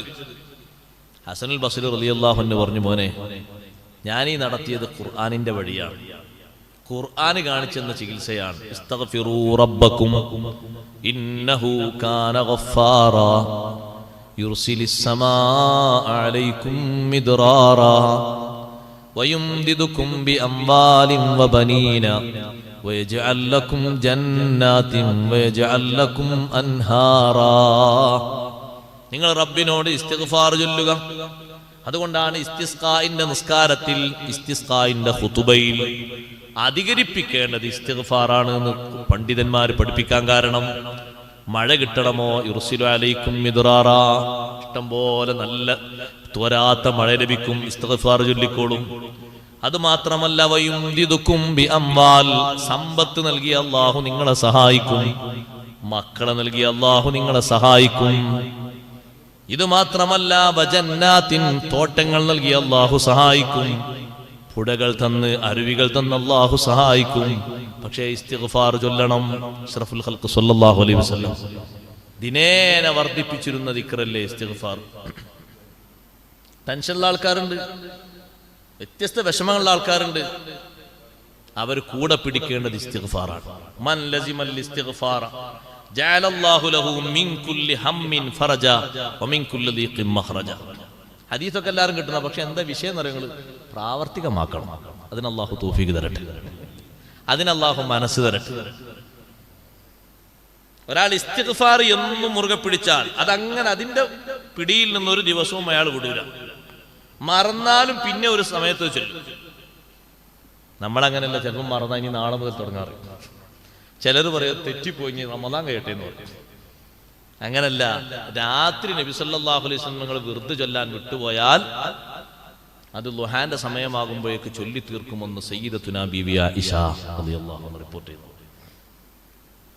അത് ഇന്നലെ വിട്ടു, ഇനി നാളെ മറ്റന്നാളാക്ക. അങ്ങനല്ല, അതിന്റെ പിന്നിൽ ശരിക്കും അങ്ങോട്ട് കൂടണം. അങ്ങനെ ഈ മറന്നത് പിന്നീട് നമ്മൾ പുതുക്കിയെടുക്കുമ്പോൾ അള്ളാഹു നമ്മളെ സഹായിക്കും. പിറ്റത്തെ ദിവസം പിന്നെ മറക്കും, പിന്നെ ചൊല്ലും, പിന്നെ അതങ്ങനെ പോകും. പിന്നെ എപ്പോഴെങ്കിലും ഒന്ന് വിട്ടുപോകുമ്പോൾ ഒരു ഉണർത്തുപാട്ട് നമ്മുടെ മനസ്സിൽ വരും, അപ്പോഴങ്ങോട്ട് ചൊല്ലണം. സമയം പോയാലും ചൊല്ലണം. അത് ചൊല്ലിയിട്ടേ ഞാൻ ഉറങ്ങൂ, അത് ചൊല്ലിയിട്ടേ ഞാൻ അതിലേക്ക് കടക്കൂ എന്നങ്ങ് തീരുമാനം വേണം. എന്നാ പിന്നെ മാറൂല. ഒരു ദൃഢനിശ്ചയം ചെയ്യണം. മൻ ലസിമൽ ഇസ്തിഗ്ഫാറ, ഇസ്തിഗ്ഫാർ ഒരാൾ അനിവാര്യമായി സ്വീകരിച്ചാൽ, മുറുകെ പിടിച്ചാൽ, കൂടെ കൊണ്ടു നടന്നാൽ, ജഅലല്ലാഹു ലഹു മിൻ കുല്ലി ഹമ്മിൻ ഫറജ. എല്ലാ ത്വരീഖത്തിന്റെ ദിക്റിലും ഇസ്തിഗ്ഫാർ ഉണ്ട്. ഇതിലല്ലാത്ത എല്ലാ മഹാന്മാർ കൊടുക്കുന്നതിലും ഇസ്തിഗ്ഫാർ ഉണ്ട്. ഷെയ്ഖ് അബ്ദുൽ ഖാദിർ ജീലാനി ഖദ്ദസല്ലാഹു സിർറഹുൽ അസീസ് തങ്ങൾ ശിഷ്യന്മാർക്ക് കൊടുക്കുന്ന നിർദ്ദേശത്തിലുണ്ട്, ഇസ്തിഗ്ഫാർ അധികരിപ്പിക്കണം, ഖുർആനോത്ത് അധികരിപ്പിക്കണം, തഹ്ലീൽ അധികരിപ്പിക്കണം. വസിയത്തിന്റെ ശേഷം മഹാനവറുകൾ കൊടുക്കുന്ന ദിക്റിലുണ്ട്. അപ്പൊ അത് മുറുകെ പിടിച്ചാൽ ജഅലല്ലാഹു ലഹു മിൻ കുല്ലി ഹമ്മിൻ ഫറജ, എല്ലാ വിഷമത്തിൽ നിന്നും അല്ലാഹു തആല പരിഹാരം കൊടുക്കും. എന്ന് മാത്രമല്ല, ഹദീസിന്റെ അവസാനമുണ്ട്, വറസഖഹു മിൻ ഹൈസു ലാ യഹ്തസിബ്, അവിചാരിത മാർഗത്തിലൂടെ അല്ലാഹു തആല റിസ്ക് കൊടുക്കും. ഒരിക്കലും വിചാരിച്ചിട്ടുണ്ടാകൂല. എങ്ങനെ സമ്പത്ത് കിട്ടിയത്, എങ്ങനെ ബർക്കത്ത് കിട്ടിയത്, അല്ലാഹു അങ്ങോട്ട് കൊടുക്കും. പക്ഷെ ചെയ്യേണ്ടത് എന്താ? അസ്തഗ്ഫിറുല്ലാഹൽ അദീം. അല്ലാഹു തൗഫീഖ് തരട്ടെ. ശബ്ദം കേൾക്കുന്ന സഹോദരിമാരോടും സഹോദരങ്ങളോടൊക്കെ പല വിഷമങ്ങളിലും കുടുങ്ങി നിൽക്കുന്ന ആൾക്കാരുണ്ട്. ഖുർആൻ നമ്മെ പഠിപ്പിക്കുന്ന ഈ ചികിത്സ ഇഹ്ദീലില്ലത്തി ഹി അഖ്വം എന്നുള്ളതിന് ഇമാം സുയൂത്തി തങ്ങൾ കൊടുത്ത തഫ്സീറാണല്ലോ ഖുർആന്റെ മരുന്ന്. ആ മരുന്നാകുന്ന ഇസ്തിഗ്ഫാർ എല്ലാവരും സ്വീകരിക്കണം. എത്രയാണോ കഴിയുന്നത് അത്ര സ്വീകരിക്കും. എത്രയാണോ ഒരാൾക്ക് കൊണ്ടു നടക്കാൻ കഴിയുന്നത് അത്രയും സ്വീകരിക്കും. ഹബീബ് സല്ലല്ലാഹു അലൈഹി വസല്ലം നിങ്ങൾ 100 പ്രാവശ്യമല്ലേ ഓരോ ദിവസവും പതിവാക്കിയത്? ഒരു 100 പ്രാവശ്യം അസ്തഗ്ഫിറുല്ലാഹൽ അദീം ചൊല്ലാൻ ചുരുങ്ങിയ സമയം മതി. കൂടെ ഒന്ന് മനസ്സും കൂടി നമ്മളൊന്ന് വിലയിരുത്തി നോക്കുകയാണെങ്കിൽ അതിന് നല്ലൊരു ഭംഗിയുണ്ടാകും. നമ്മുടെ വൈകല്യങ്ങൾ കൂടി ചിന്തിക്കുകയാണെങ്കിൽ നമ്മുടെ കണ്ണുകൾ സജലമാകും. കുറച്ചുകൂടി ആയത്തിൽ ചിന്തിക്കുകയാണെങ്കിൽ കണ്ണും കൽബും ശരീരവും മൊത്തം ആ ഇസ്തിഗ്ഫാറിന്റെ ചൂടറിയും. അങ്ങനെയാകുമ്പോ പിന്നെ ആ ഇസ്തിഗ്ഫാർ നമ്മുടെ ഹൃദയത്തിന് എന്നും ഹാരിയായി മാറും. വിട്ടൊഴിയാത്ത രൂപത്തിൽ നമ്മുടെ മനസ്സിനെയും ശരീരത്തെയും അത് സ്വാധീനിക്കും. അള്ളാഹു നമ്മെ സഹായിക്കുമാറാകട്ടെ. ഇതൊരു ചെറിയ മരുന്നല്ല, വലിയ മരുന്നാണ്. ഖുർആൻ പഠിപ്പിക്കുന്ന മരുന്ന്. എല്ലാ വിഷയങ്ങൾക്കും പരാതിയായിട്ട് അസ്തഗ്ഫിറുല്ലാഹൽ അദീം എന്ന് ചൊല്ലണം. ഇതിപ്പോ ഖുർആനിലെ അല്ലാഹു തആല ആയത്ത്, ഖുർആനിലൂടെ പഠിപ്പിച്ച ആയത്ത് അനുസരിച്ചിട്ടാണ് ഹസനുൽ ബസ്രി റളിയല്ലാഹു അൻഹു തന്റെ അടുത്തേക്ക് വന്ന ആളുകൾക്ക് എഴുതി കൊടുക്കുന്നതും ചൊല്ലാൻ നിർദ്ദേശം കൊടുക്കുന്നതും. അത് തന്നെയാണ് നമുക്കുള്ള മരുന്ന്. വിശുദ്ധ ഖുർആനിൽ പഠിപ്പിക്കുന്ന എമ്പാടും മരുന്ന്. ഇനി ഭക്ഷണത്തിലും പാനീയത്തിലുള്ള കുഴപ്പമാണ്. അല്ലാഹു ഖുർആൻ പഠിപ്പിക്കുന്ന ഒറ്റമൂലി സ്വീകരിക്കാൻ തയ്യാറാകണം. ഞാൻ ആദ്യം പറഞ്ഞില്ല, സ്വീകരിക്കാൻ സന്നദ്ധത വേണം. ഒക്കെ റെഡിയാണ്. അല്ലത്തി ഹി അഖ്വം, നമ്മളത് സ്വീകരിച്ചാൽ വലിയ വിജയമാണ്. അല്ലാഹു വിജയിപ്പിക്കുമാറാകണം. ഹാറൂൻ റഷീദ് രാജ്യം ഭരിച്ച വലിയ ഭരണാധികാരിയാണ്. അദ്ദേഹത്തിന് ഡോക്ടർ ഉണ്ടായിരുന്നു, നല്ല വൈദഗ്ധ്യമുള്ള ഡോക്ടർ. ഡോക്ടർ ക്രിസ്ത്യാനിയായിരുന്നു, അതിന് കുഴപ്പമൊന്നുമില്ല, ഡോക്ടറല്ലേ. ആ ഡോക്ടർ ഒരു ദിവസം അലി ഇബ്നു ഹുസൈൻ ഇബ്നു വാഖിദ് എന്ന പണ്ഡിതനെ വിളിച്ചിട്ട് ചോദിച്ചു, നിങ്ങളെ കിതാബിൽ അഥവാ ഖുർആനിൽ വൈദ്യശാസ്ത്രത്തെ പറ്റി ഒന്നും പറഞ്ഞു കാണുന്നില്ലല്ലോ. ഡോക്ടർ ആ ഖുർആൻ ഓതിയിട്ടല്ല, അദ്ദേഹം കേട്ടിട്ടുണ്ടാവും, ചിലപ്പോൾ ആരെങ്കിലും പറഞ്ഞോ കേട്ടിട്ടുണ്ടാവും. വൈദ്യശാസ്ത്രം ഇൽമുത്തിബിനെ പറ്റി ഒന്നുമില്ല, ചികിത്സനെ പറ്റി ഒന്നും ഖുർആനില്ലേ? 2 തരം ഇൽമാണല്ലോ, ഇൽമുൽ അദിയാൻ, ഇൽമുൽ അബ്ദാൻ. മതങ്ങളെ സംബന്ധിച്ചുള്ള അറിവ് അത് ആളുകൾ സ്വീകരിക്കും, അവരുടെ വിശ്വാസം കാര്യങ്ങളൊക്കെ പഠിക്കാൻ പഠിക്കും. ശരീരശാസ്ത്രം, അതിലൊരുപാട് വിഷയങ്ങളുണ്ട്. അതിൽപ്പെട്ട ഒന്നാണ് ഇൽമുത്തിബ്, വൈദ്യശാസ്ത്രം. അപ്പോ അദ്ദേഹം പറഞ്ഞു, പണ്ഡിതൻ പറഞ്ഞു, ഖുർആനിലുണ്ടല്ലോ എല്ലാ ചികിത്സയും ഒരായത്ത് വേണ്ട, ഒരായത്തിന്റെ കഷ്ണത്തിൽ അള്ളാഹു ഒരുമിച്ച് വിട്ടിട്ടുണ്ട് എന്ന് പറഞ്ഞു. എല്ലാ ചികിത്സയും ഇൽമുത്തിബ് മുഴുവനും ഇന്നല്ലാഹ തആല ഖദ് ജമഅ തിബ്ബ കുല്ലഹു ഫീ നിസ്ഫി ആയത്തിൻ മിൻ കിതാബിനാ, ഞങ്ങളുടെ ഖുർആനിൽ നിന്ന്, കിതാബിൽ നിന്ന് ഒരായത്തിന്റെ പകുതിയിൽ ഇൽമുത്തിബ് മുഴുവനും, വൈദ്യശാസ്ത്രം മുഴുവനും അള്ളാഹു ഒരുമിച്ച് കൂട്ടിയിട്ടുണ്ട്. ഏതാണെന്ന് ചോദിച്ചു ഡോക്ടർ. ഉടനെ പറഞ്ഞു, അള്ളാഹു പറഞ്ഞു വകുലു വഷ്റബു, ബാക്കി ഓതി വലാ തുസ്രിഫു. ഒറ്റമൂലിയാണ് അത് ഉസ്താദ്, അത് ചിന്തിക്കേണ്ട ഒരു വിഷയമാണ്. നിങ്ങൾ പറഞ്ഞാൽ പെട്ടെന്ന് നടക്കൂല. ആളുകൾ അഭിപ്രായം പറയും, സംഗതി ഇതുവരെ പറഞ്ഞത് ഇക്കുറൊക്കെ നമ്മൾ ചൊല്ലാം, പക്ഷെ ഇത് ഇങ്ങനെ പെട്ടെന്ന് സ്വീകരിക്കാതെ വലിയൊരു പ്രയാസമാണ്. പിന്നെ 2-3 കൊല്ലം കൂടി കഴിയട്ടെ, അപ്പോഴേക്ക് കിഡ്നി പോകും.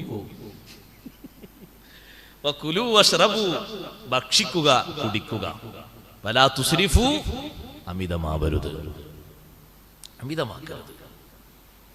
രാത്രിയും പകലും ഒരുപോലെ ആകരുത്. ഏറ്റവും കൂടുതൽ ഭക്ഷണം കുറയേണ്ടത്, ഗസാലി ഇമാം റളിയല്ലാഹു അൻഹു ഏറ്റവും കൂടുതൽ ഭക്ഷണം കുറയേണ്ടത് എപ്പോഴാണ്? റമദാനിലാണ്.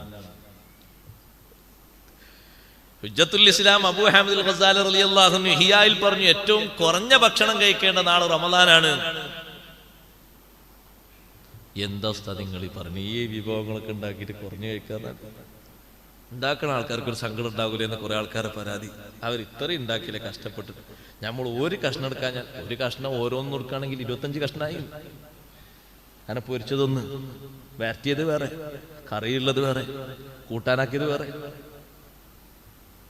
പിന്നെന്താ? പിന്നെ പുതിയ വകുപ്പ്, എനിക്ക് എന്റെ പേര് കൂടുതൽ അറിയാം, പുതിയ കുറെ പേരുകളിലെ ആ ഐറ്റംസ് കുറെ. അങ്ങനെ ഓരോന്നിനും ഓരോ കഷ്ണം എടുത്തില്ലെങ്കിലും ഇത് ഉണ്ടാക്കിയ സ്ത്രീകൾ ഇത് കൊടുന്ന ആൾക്കാർക്ക് ഒരു വിഷമം ഉണ്ടാകൂല. ഖുർആന്റെ ഉപദേശം ഓർക്കണം. ഖുർആൻ പറയുന്ന ഇൽമുത്തിബ് വലാ തുസ്രിഫു. വെള്ളം അതിനും ഒരു പാകതയുണ്ട്, ഭക്ഷണം അതിനും ഒരു പാകതയുണ്ട്. എന്നാ എന്റെ ഖുർആൻ അളവിന് പറഞ്ഞൂടെ? അതിന് എല്ലാവരുടെയും അളവ് ഒരുപോലെയല്ല, അതുകൊണ്ടാണ് പറയാതിരുന്നത്. എല്ലാവരുടെയും ഇപ്പൊ ചെറിയൊരു സമാധാനം വരുന്നുണ്ടാവും ആൾക്കാർക്ക് കേൾക്കുന്നവർക്ക്. അത് ഉസ്താദ് പറഞ്ഞത് ശരിയാണ്, എല്ലാവരുടെയും അളവ് ഒരുപോലെയല്ല, ശരിയാണ്, അതായിരിക്കൂല. പക്ഷെ എന്നാലും അമിതമാകരുത് എന്നുള്ള ഉപദേശം, വലാ തുസ്രിഫു എന്ന ഉപദേശം, അത് ശരിക്കും ശ്രമിക്കണം. അമിതമാക്കരുത്. വെള്ളം അതിൻ്റെ തൂക്കം കൂടിയാൽ, വെള്ളത്തിൻ്റെ അളവ് കൂടിയാൽ, ആ വെള്ളം തന്നെ കുടിക്കുന്നതിൻ്റെ അളവ് കൂടിയാൽ അതുകൊണ്ടുണ്ടായിത്തീരുന്ന ഒരുപാട് വിഷമങ്ങളുണ്ട്. പാകത്തിന് വെള്ളം കുടിച്ചാൽ കുഴപ്പമില്ല, പാകത്തിലപ്പുറം വെള്ളം കുടിച്ചാൽ താലീമുൽ മുത്താലിം എന്ന വലിയ കിതാബിൽ കാണാം. ചെറിയ കിതാബേ കാണാൻ നല്ല വിലയുള്ള കിതാബാണ്. പൈസ ഉണ്ട് എന്നല്ല, നല്ല ക്യാമ്പുണ്ട്. ബൽഗം, കഫം വർദ്ധിക്കും. കഫം കൂടിയാൽ ഓർമ്മക്കുറവുണ്ടാവും. അതാണ് ഇപ്പൊ ഒന്നും കൊണ്ട് ഓർമ്മയിൽ കിട്ടുന്നില്ല. എത്രയാ മോന്തല് കുടിക്കുന്ന നമ്മൾ കൂട്ടി നോക്കിയാൽ അതെ, ശരീരത്തിന് വേണ്ട വെള്ളല്ലേ, പാകത്തിനാണ് വേണ്ടത്, പാകത്തിലപ്പുറം വേണ്ട. എന്താ മരുന്ന് കുടിക്കണോളൂ, ഈ ടോണിക് ഒന്നായിട്ട് ഒരു ദിവസം കുടിക്കുന്ന ഏതാ ഡോക്ടർ പറഞ്ഞത്? ഞാൻ അങ്ങനെ ചിന്തിച്ചു പലപ്പോഴും. ഏതെങ്കിലും ഡോക്ടർമാർ പറയുന്നുണ്ടോ ഒരു ടോണിക് കൊടുക്കണം, വലിയ വില ഒന്നുമില്ല, ടോണിക്കിന്റെ ആ അളവ് പാത്രം ഉണ്ടോന്ന് ചോദിക്കും. അതെന്തിനാ ചോദിക്കണം? ഏറ്റവും വലിച്ചു കുടിച്ചാൽ പോലെ, നാളെ പിന്നെ വാങ്ങിയ പോലെ അത് പറയുന്നുണ്ടോ? ഇതാ ഇത്ര മില്ലി അല്ലേ, ഇത്ര അളവ്, ഇത്ര ഔൺസ്, ഇതല്ലേ പറയുന്നത്. എന്റെ മൊത്തം കുടിക്കാൻ പറയാത്തത്. അതേ രൂപം തന്നെ ഈ വെള്ളത്തിലും അതിനും അളവുണ്ട്. ആ അളവനുസരിച്ചാണ് കുടിക്കേണ്ടത്. ഏറെ കുടിച്ചാൽ കഫം വർദ്ധിക്കും. അത് പല ഭാഗങ്ങളിലും കെട്ടി നിന്നാൽ നീരോട്ടം നിലക്കും, രക്തോട്ടം നിലക്കും. അപ്പൊ എന്ത് പറയും? ബ്ലോക്ക് ഉണ്ട്. പഞ്ചായത്ത് ബ്ലോക്കല്ല, വേറെ ബ്ലോക്ക്. പാകത്തിന് കുടിക്കണം, ഏറെ കുടിക്കരുത്. ഏറെ കുടിച്ചാൽ അമല് മുടങ്ങിപ്പോകും, അമലിന്റെ സൗന്ദര്യം കുറഞ്ഞു പോകും. ഏറെ കുടിച്ച് ഏറെ ഭുജിച്ച് വന്ന് നിസ്കരിക്കുന്ന നിസ്കാരം, ഓതുന്ന ഓത്ത്, ചൊല്ലുന്ന ദിക്ർ ശ്രദ്ധിച്ചിട്ടുണ്ടോ? നല്ല ആത്മീയ ലഹരി എന്ന് പറയാൻ പറ്റില്ല, ഉറക്ക ലഹരി എന്ന് പറയാം അല്ലേ? ഉറക്കലഹരി. ഹലാലായിട്ടാണ് നീ ഭക്ഷണം കഴിക്കുന്നതെങ്കിലും ഗസാലി ഇമാം തങ്ങൾ പറഞ്ഞു, റമളാനിൽ ഹലാലാണ് എന്ന് നിനക്ക് ഉറപ്പുള്ള നീ അധ്വാനിച്ച ഭക്ഷണമാണ് കഴിക്കുന്നതെങ്കിലും ആ ഭക്ഷണത്തിന്റെ കാരണം കൊണ്ട് നിന്റെ നിസ്കാരത്തിലുള്ള ഖുശൂ, നിന്റെ നിസ്കാരത്തിലുള്ള ഭക്തി, നിന്റെ നിസ്കാരത്തിലുള്ള റുക്കിന് ഒന്നും മടങ്ങിപ്പോകരുത്. നിന്റെ നോമ്പിന്റെ സൗന്ദര്യം നഷ്ടപ്പെട്ടു പോകരുത്. നോമ്പ് ഒരു ഉറക്കിന്റെ ലാഭത്തിന് മാത്രം ആകരുത്. 2 ടൈമേ, ചില നാട്ടിൽ 3, ചില നാട്ടിൽ 4 ഉണ്ട് കേട്ടോ. ഓലൊക്കെ ബഹുമാനിച്ച് പറയണം, ഓലും കൂടി പറയണ്ടേ. അങ്ങനെയുള്ള ആ ടൈമിന്റെ ഭക്ഷണം കൂട്ടി നോക്കുമ്പോ ആളുകൾ പറയും, അല്ലാ 12 മാസവും റമളാനായിരുന്നെങ്കിൽ എത്ര നന്നായിരുന്നു. കാരണം റമളാന്റെ അല്ലാത്ത ഷാബാനൊന്നും ഇങ്ങനെ കിട്ടില്ല. ആദ്യത്തെ ദിവസം അത്താഴത്തിന് കുറച്ച് പിന്തലുണ്ടാവും, പതിവില്ലാത്തതുകൊണ്ട്. പിന്നത്തെ ദിവസമൊക്കെ അത്താഴത്തിന് ചോറ് വെച്ചതും മറ്റു വെച്ചൊന്നും ബാക്കിയില്ല. അപ്പൊ എന്താ അന്വേഷിച്ച് നോക്കുമ്പോ ആലുവായി, അങ്ങനെ കഴിക്കാനായി. അത്താഴത്തിന്റെ ചോറും കാര്യങ്ങളൊക്കെ കഴിഞ്ഞോ? എന്നാ വൈകുന്നേരം മഗ്‌രിബിനുണ്ടാക്കി കുറച്ച് പൊരിക്കടി ബാക്കിയുണ്ട്, അതും അപ്പൊ ചെലവാകും. കുറച്ച് ഈത്തപ്പഴങ്ങളുണ്ട് പൊട്ടിച്ച് കവർന്ന് പൊട്ടിച്ചത്, അതും ചെലവാകും. ഉണ്ടാക്കി കുറച്ചുകൂടി കട്ടൻ ചായ ഉണ്ട്, രാവിലെ ആരും കുടിക്കൂല, അതും ചെലവാകും. ഇപ്പൊ എന്തായി? ഇപ്പൊ സുബഹിക്ക് തന്നെ തുടങ്ങി. ആകപ്പാട് ശ്രേഷ്ഠമായ സുബഹി ജമാഅത്ത് ഒന്ന് ശ്രദ്ധിച്ചുകൊണ്ട് കിട്ടുന്ന റമളാനിൽ ഓരോ സുബഹിക്ക് ഉറങ്ങിയാൽ പിന്നെ ഏത് റമളാനിലെ സുബഹിയാ ഉണ്ടാകുക? ജമാഅത്ത് ഉണ്ടാകുക. ആ ജമാഅത്ത് കൊണ്ട് കഴിഞ്ഞ് ദിക്ർ ചൊല്ലാൻ 10 ലാ ഇലാഹ ഇല്ലല്ലാഹു വഹ്ദഹു ലാ ശരീക ലഹു, ഒന്നാമത്തെ ലാ ഇലാഹ ചൊല്ലുമ്പോൾ ഉറങ്ങിയിട്ട് ഉറക്കം തൂങ്ങിയിട്ട് വയ്യ. കുറച്ചു നേരം നടന്നല്ലപ്പം ഏതൊരു ചുമന് പോയി മുട്ടി ഉറക്കണ് വന്നിട്ട്. ഞാൻ അത്രയും നിറച്ചിട്ടുണ്ട്. പിന്നെ അവന് മനസ്സിലാക്കി ഇനി ഉറങ്ങിയിട്ട് മുട്ടിയിട്ടുണ്ടെങ്കിൽ ചിലപ്പോൾ ഹോസ്പിറ്റലിൽ പോകേണ്ടി വരും, അതുകൊണ്ട് കിടക്കുക. അപ്പൊ എന്തായി? ദിക്ർ, ഖുർആനോത്ത്, ആ സമയത്ത് ഉറങ്ങിയാൽ ഉണ്ടാകുന്ന കേടുകള്, വിഷമങ്ങള്, ദാരിദ്ര്യങ്ങൾ ഒക്കെ വലിച്ചോട്ടിച്ചു. എന്താ കാരണം? വലാ തുസ്രിഫു എന്നുള്ള നിർദ്ദേശം സ്വീകരിച്ചില്ല. റമളാനായപ്പോഴോ മഗ്‌രിബ് ബാങ്ക് കൊടുത്തപ്പോഴോ അപ്പൊ ഭക്ഷണം കഴിച്ചു. കുറച്ചേരം ഒന്ന് വിശ്രമിക്കട്ടെ. എന്തിനാ വിശ്രമം? ഭക്ഷണം കഴിച്ചിന് വിശ്രമം. ഇതുവരെ നോമ്പ് പറ്റുന്ന പട്ടിണിയുള്ള വിശ്രമാന്ന് പറയാം, വിശന്നിട്ടുള്ള വിശ്രമാണ്. ഇപ്പോഴോ ഭക്ഷണം കഴിച്ചിട്ട് വേറെ വിശ്രമം. ഇപ്പൊ തറാവീഹ് നിസ്കരിക്കില്ലേ, ചെറിയൊരു ക്ഷീണം പോലെ തോന്നുന്നുണ്ട്. എന്ത് ക്ഷീണം? നിറഞ്ഞ ക്ഷീണം. നിറഞ്ഞ ക്ഷീണം. ആഫാത്തു ശിബഇൻ സിഖലു ജിസ്മിൻ ഖസ്വതുൽ ഖൽബിൽ ലിസാലതു ഫിത്നതൻ മുതമൽമിലാ തളീഫു ജിസ്മിൻ അൻ ഇബാദത്തി റബ്ബിഹി ജൽബുൽ ലിനൗമിൻ ഫഹദറൻഹു അബ്ഹിലാ. തസവുഫിന്റെ തർത്തീബും അതിന്റെ ചിട്ടയും പഠിപ്പിച്ച അദ്കിയായിൽ സൈനുദ്ദീൻ മഖ്ദൂം റളിയല്ലാഹു അൻഹു പറഞ്ഞു, വയറ് നിറക്കുന്നതിന്റെ ദുരന്തങ്ങൾ പറഞ്ഞപ്പോ റബ്ബിന് ഇബാദത്ത് ചെയ്യുന്നതിൽ നിന്ന് ശരീരത്തെ ക്ഷയിപ്പിക്കും. തളീഫു ജിസ്മിൻ അൻ ഇബാദത്തി റബ്ബിഹി, റബ്ബിന് ചെയ്യുന്ന ആരാധന ദുർബലമാക്കി കളയും. ജൽബുൽ ലിനൗമിൻ ഫഹദറൻഹു അബ്ഹിലാ, ഉറക്കം വലിച്ചു കൊണ്ടുവരും. വൈകുന്നേരങ്ങളിൽ ഒരു ചെറിയ ചായയും കടിയൊക്കെ ഒന്ന് ആവാം, അവിടെയും ഓവറായാൽ എന്ത് വരും? ഇശാമാരിബിനിടയിൽ ഒരു യാസീൻ ഉണ്ടായി. യാസീൻ ഓതിയിട്ടാണ് തീരുന്നില്ല. യാസീൻ ഓതാൻ എന്താ പുത്ര, ഇനി ഒന്ന് സാവകാശോദ്യത്തിന് ഒരു 10-12 മിനിറ്റ് പോരെ, എന്താ തീരാത്ത? അല്ല, തീരുന്നില്ല. ഇഷാവാൻ കൊടുത്തിട്ട് മുപ്പര് യാസീൻ തീർന്നിട്ടില്ല. എവിടെ എത്തിയത്? ഇൻഹുവ ഇല്ലാ ദിക്റും ഖുർആനും മുബീൻ. അവിടെ നമുക്ക് പോണേ എന്തേ? ആ അസറിന്റെ ശേഷം നല്ല സുന്ദരമായ കടികൾ ഉണ്ടാക്കിയപ്പോ ഒരു 10-15 എടുത്തു. ഇപ്പൊ എന്തായി? ഇപ്പൊ ഉച്ചച്ചോറിന് സമം അസറിന്റെ കടി. ഒരു ചായന്റെ കൂടെ ഒരു കടിയൊക്കെ അങ്ങനെ, ഒന്നല്ല, 2 അല്ല, 3 അല്ല. എണ്ണ ഇങ്ങനെ പോയി പറഞ്ഞ് വിത്തറിന്റെ എണ്ണത്തിൽ നിർത്താന്ന് പറഞ്ഞു. 11-ലെത്തി. പിന്നെ അവിടുന്ന് പോയി. ഇങ്ങനെ പോയപ്പോൾ എന്ത് ചെയ്തു? മഗ്രിബിന്റെ ശേഷം അതാ ഉറക്കം നബിതങ്ങൾ വെറുത്ത സമയത്തും ഖുർആൻ ഓതുമ്പോഴും ഉറങ്ങാണ്. ഇബാദത്തിന് ശരീരം ക്ഷയിച്ചുപോയി, ദുർബലപ്പെട്ടു പോയി. അതാണ് വലാ തുസ്രിഫു, അമിതമാക്കരുത്. തടി ശ്രദ്ധിക്കണം, ഇബാദത്ത് ശ്രദ്ധിക്കണം, ബുദ്ധി ശ്രദ്ധിക്കണം, ഒക്കെ ശ്രദ്ധിക്കണം. ഒരാൾ വന്നിട്ട് പറഞ്ഞു, ഉസ്താദേ കുട്ടി ഭക്ഷണം കഴിക്കുന്നില്ല. ഞാൻ പറയാൻ തരക്കില്ല, ഭക്ഷണം തീരെ കഴിക്കുന്നില്ല. ആ 1-2 പത്തിരി, ഒരു 2 പിടി ചോറ്. എത്ര വയസ്സായി കുട്ടിക്ക്? കുട്ടിക്ക് 4 വയസ്സായിട്ട്. പിന്നെ എത്ര കുട്ടി തിന്നുണ്ട്? 1 കിലോന്റെ ചോറ്. കുട്ടി എത്ര പത്തിരി തിന്നുണ്ട്? 10-11. ആ കുട്ടിന്റെ വിശപ്പ് മാറാതെ തിന്നുണ്ട്. അതുപോരാ, ഈ പ്ലേറ്റിൽ കൊടുക്കണമൊക്കെ തിന്നു. ആ പ്ലേറ്റിലുള്ളതൊക്കെ തിന്നിട്ട് കുട്ടി ഇങ്ങനെ നടക്കണം. കുട്ടിക്കാണെങ്കിൽ ഇരിക്കാനും വയ്യ, നടക്കാനും വയ്യ, കടക്കാനും വയ്യ. അങ്ങനെ തീറ്റ കൊടുക്കണ്ട. അതുകൊണ്ട് കാര്യമില്ല. ചെറുപ്പത്തിലുണ്ടാകുന്ന ബുദ്ധിയുടെ വളർച്ചയ്ക്ക് തന്നെ മുരടിപ്പ് സംഭവിക്കും.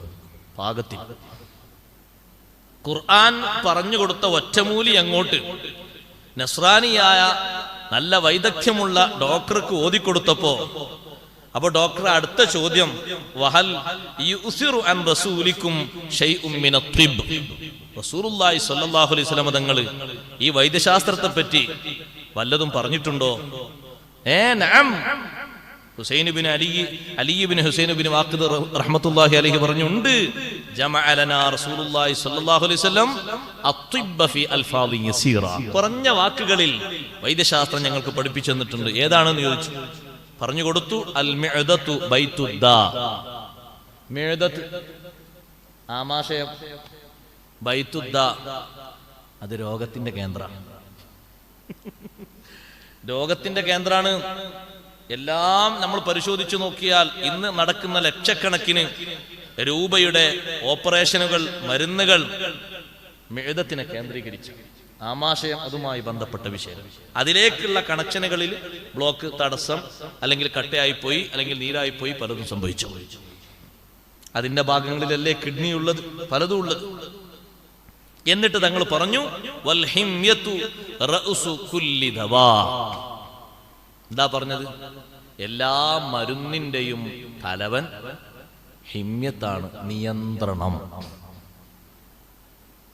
സൂക്ഷ്മത, സുരക്ഷിതത്വം. കുറച്ച് കരുതിയിട്ട് കരുതലോടുകൂടെ ഭക്ഷിക്കും. അങ്ങനെ പേടിച്ചിട്ട് രോഗമൊക്കെ വരുന്ന പേടിച്ചിട്ട് പട്ടിണിയായിട്ട് അങ്ങനെ നടക്കണ്ട. കരുതലോടെ ഭക്ഷിക്കും. ഒന്നും ഭക്ഷിക്കാതെ പടച്ചവനെ ഭക്ഷിച്ചാൽ എന്തെങ്കിലും സംഭവിക്കുമെന്ന് എഴുതിയിട്ട് ഇങ്ങനെ ആടി വീണ് അങ്ങനെ വേണ്ട. പാകത്തിന് ഭക്ഷിക്കും. പാകത്തിന് ആരോഗ്യം നിലനിൽക്കണമല്ലോ, അതിന് മനുഷ്യൻ ഭക്ഷണം കഴിക്കണം. തീരെ ഭക്ഷിക്കാതിരിക്കാൻ പറ്റില്ല. അതുകൊണ്ടല്ലേ കൊല്ലം മുഴുവനും നോമ്പ് നോൽക്കൽ പാടില്ല എന്നല്ലേ ഇസ്ലാമിന്റെ ആശയം. ഒരാൾ കൊല്ലം മുഴുവനും നോമ്പ് നോൽക്കൽ കറാഹത്തല്ലേ? നബി അങ്ങനെയാണ് പറഞ്ഞത്. നമ്മളിപ്പത്തെ നോമ്പാണെങ്കിൽ ഒരു പക്ഷെ സുഖമായിരിക്കട്ടെ, അത് വേറെ വിഷയം. എന്നിട്ട് തങ്ങൾ പറഞ്ഞു, ഓരോ ശരീരത്തിനും പതിവുള്ളതിനെ പതിവാക്കുക. പതിവില്ലാത്തത് പതിവാക്കിയാൽ രോഗങ്ങൾ കടന്നു വരും, കൊഴുപ്പ് വരും, പല സ്ഥലങ്ങളിലും ചോർച്ച വരും, ഓട്ട വരും, പലതും സംഭവിക്കും. പതിവിൽ നിന്ന് തെറ്റിയാൽ, പതിവിനേക്കാൾ വിപരീതമായിട്ട് പലയിടത്തുനിന്നും ഭക്ഷണം കഴിക്കുമ്പോൾ പലതും വരും. പക്ഷെ ഉസ്താദ് എങ്ങനെ കഴിക്കാതിരിക്കാം? കാറ്റടിച്ചിട്ട് ഇങ്ങനെ അതിന്റെ വാസന ഇങ്ങനെ വന്നപ്പോഴേ ഞാൻ ചോദിച്ചതിന് എത്ര വില. അപ്പൊ പതുക്കെ പറഞ്ഞു തന്നു, വില കുറച്ചേ ഉള്ളൂ, ഹുംസുമിയ 500 ഉള്ളൂ. 500 ഉള്ളൂ, എന്നാ ഒന്ന് കഴിക്കത്, വാസനിച്ചിട്ട് വയ്യ. എന്താ വാസനിക്കുന്നത്? ഒന്നുമല്ല, കഴിഞ്ഞ ആഴ്ച പപ്പടം പൊരിച്ച എണ്ണയിൽ കുറച്ചുകൂടി ഉഷാറിൽ ഒന്ന് നെയ്യൊക്കെ ചേർത്തിട്ട് അതിനൊന്ന് തീ കൊടുത്തിട്ട് അതിലൊരു മത്സ്യവും ഒരു കോയൊക്കെ ഒന്ന് ചുട്ടെടുത്തപ്പോ ആ ഒരാഴ്ച പഴക്കത്തിന് വന്ന ഒരു മണാണ്. ആ മണം ഇങ്ങോട്ട് ടേസ്റ്റായി തോന്നി. അങ്ങനെ ഇങ്ങോട്ട് കഴിക്കുക. പതിവായത് പതിവാക്കുക, എന്നാ അതിന് കുഴപ്പങ്ങളൊന്നും ഉണ്ടാകൂല, ആരോഗ്യ സംരക്ഷണം. ഹദീസും ആയത്തൊക്കെ കേട്ടപ്പോ നസ്രാനി പറഞ്ഞു, മാ തറക കിതാബുക്കും വലാ നബിയ്യിക്കും ലിജാലീനൂസ തിബ്ബൻ.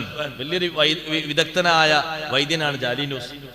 ജാലീനൂസിന്റെ വൈദ്യശാസ്ത്രത്തിന് നിങ്ങളെ കിതാബും നിങ്ങളെ നബിയും ഒരൊറ്റ വിഷയം പോലും ഒഴിവാക്കിയിട്ടില്ലല്ലോ, ഒക്കെ പഠിപ്പിച്ചിട്ടുണ്ടല്ലോ. അല്ലത്തി ഹിയ അഖ്വം യഹ്ദി ലില്ലത്തി ഹിയ അഖ്വം. ഖുർആൻ പഠിപ്പിക്കുന്നത് ശരിയായ ഏറ്റവും സുന്ദരമായ വഴിയിലേക്കാണ്.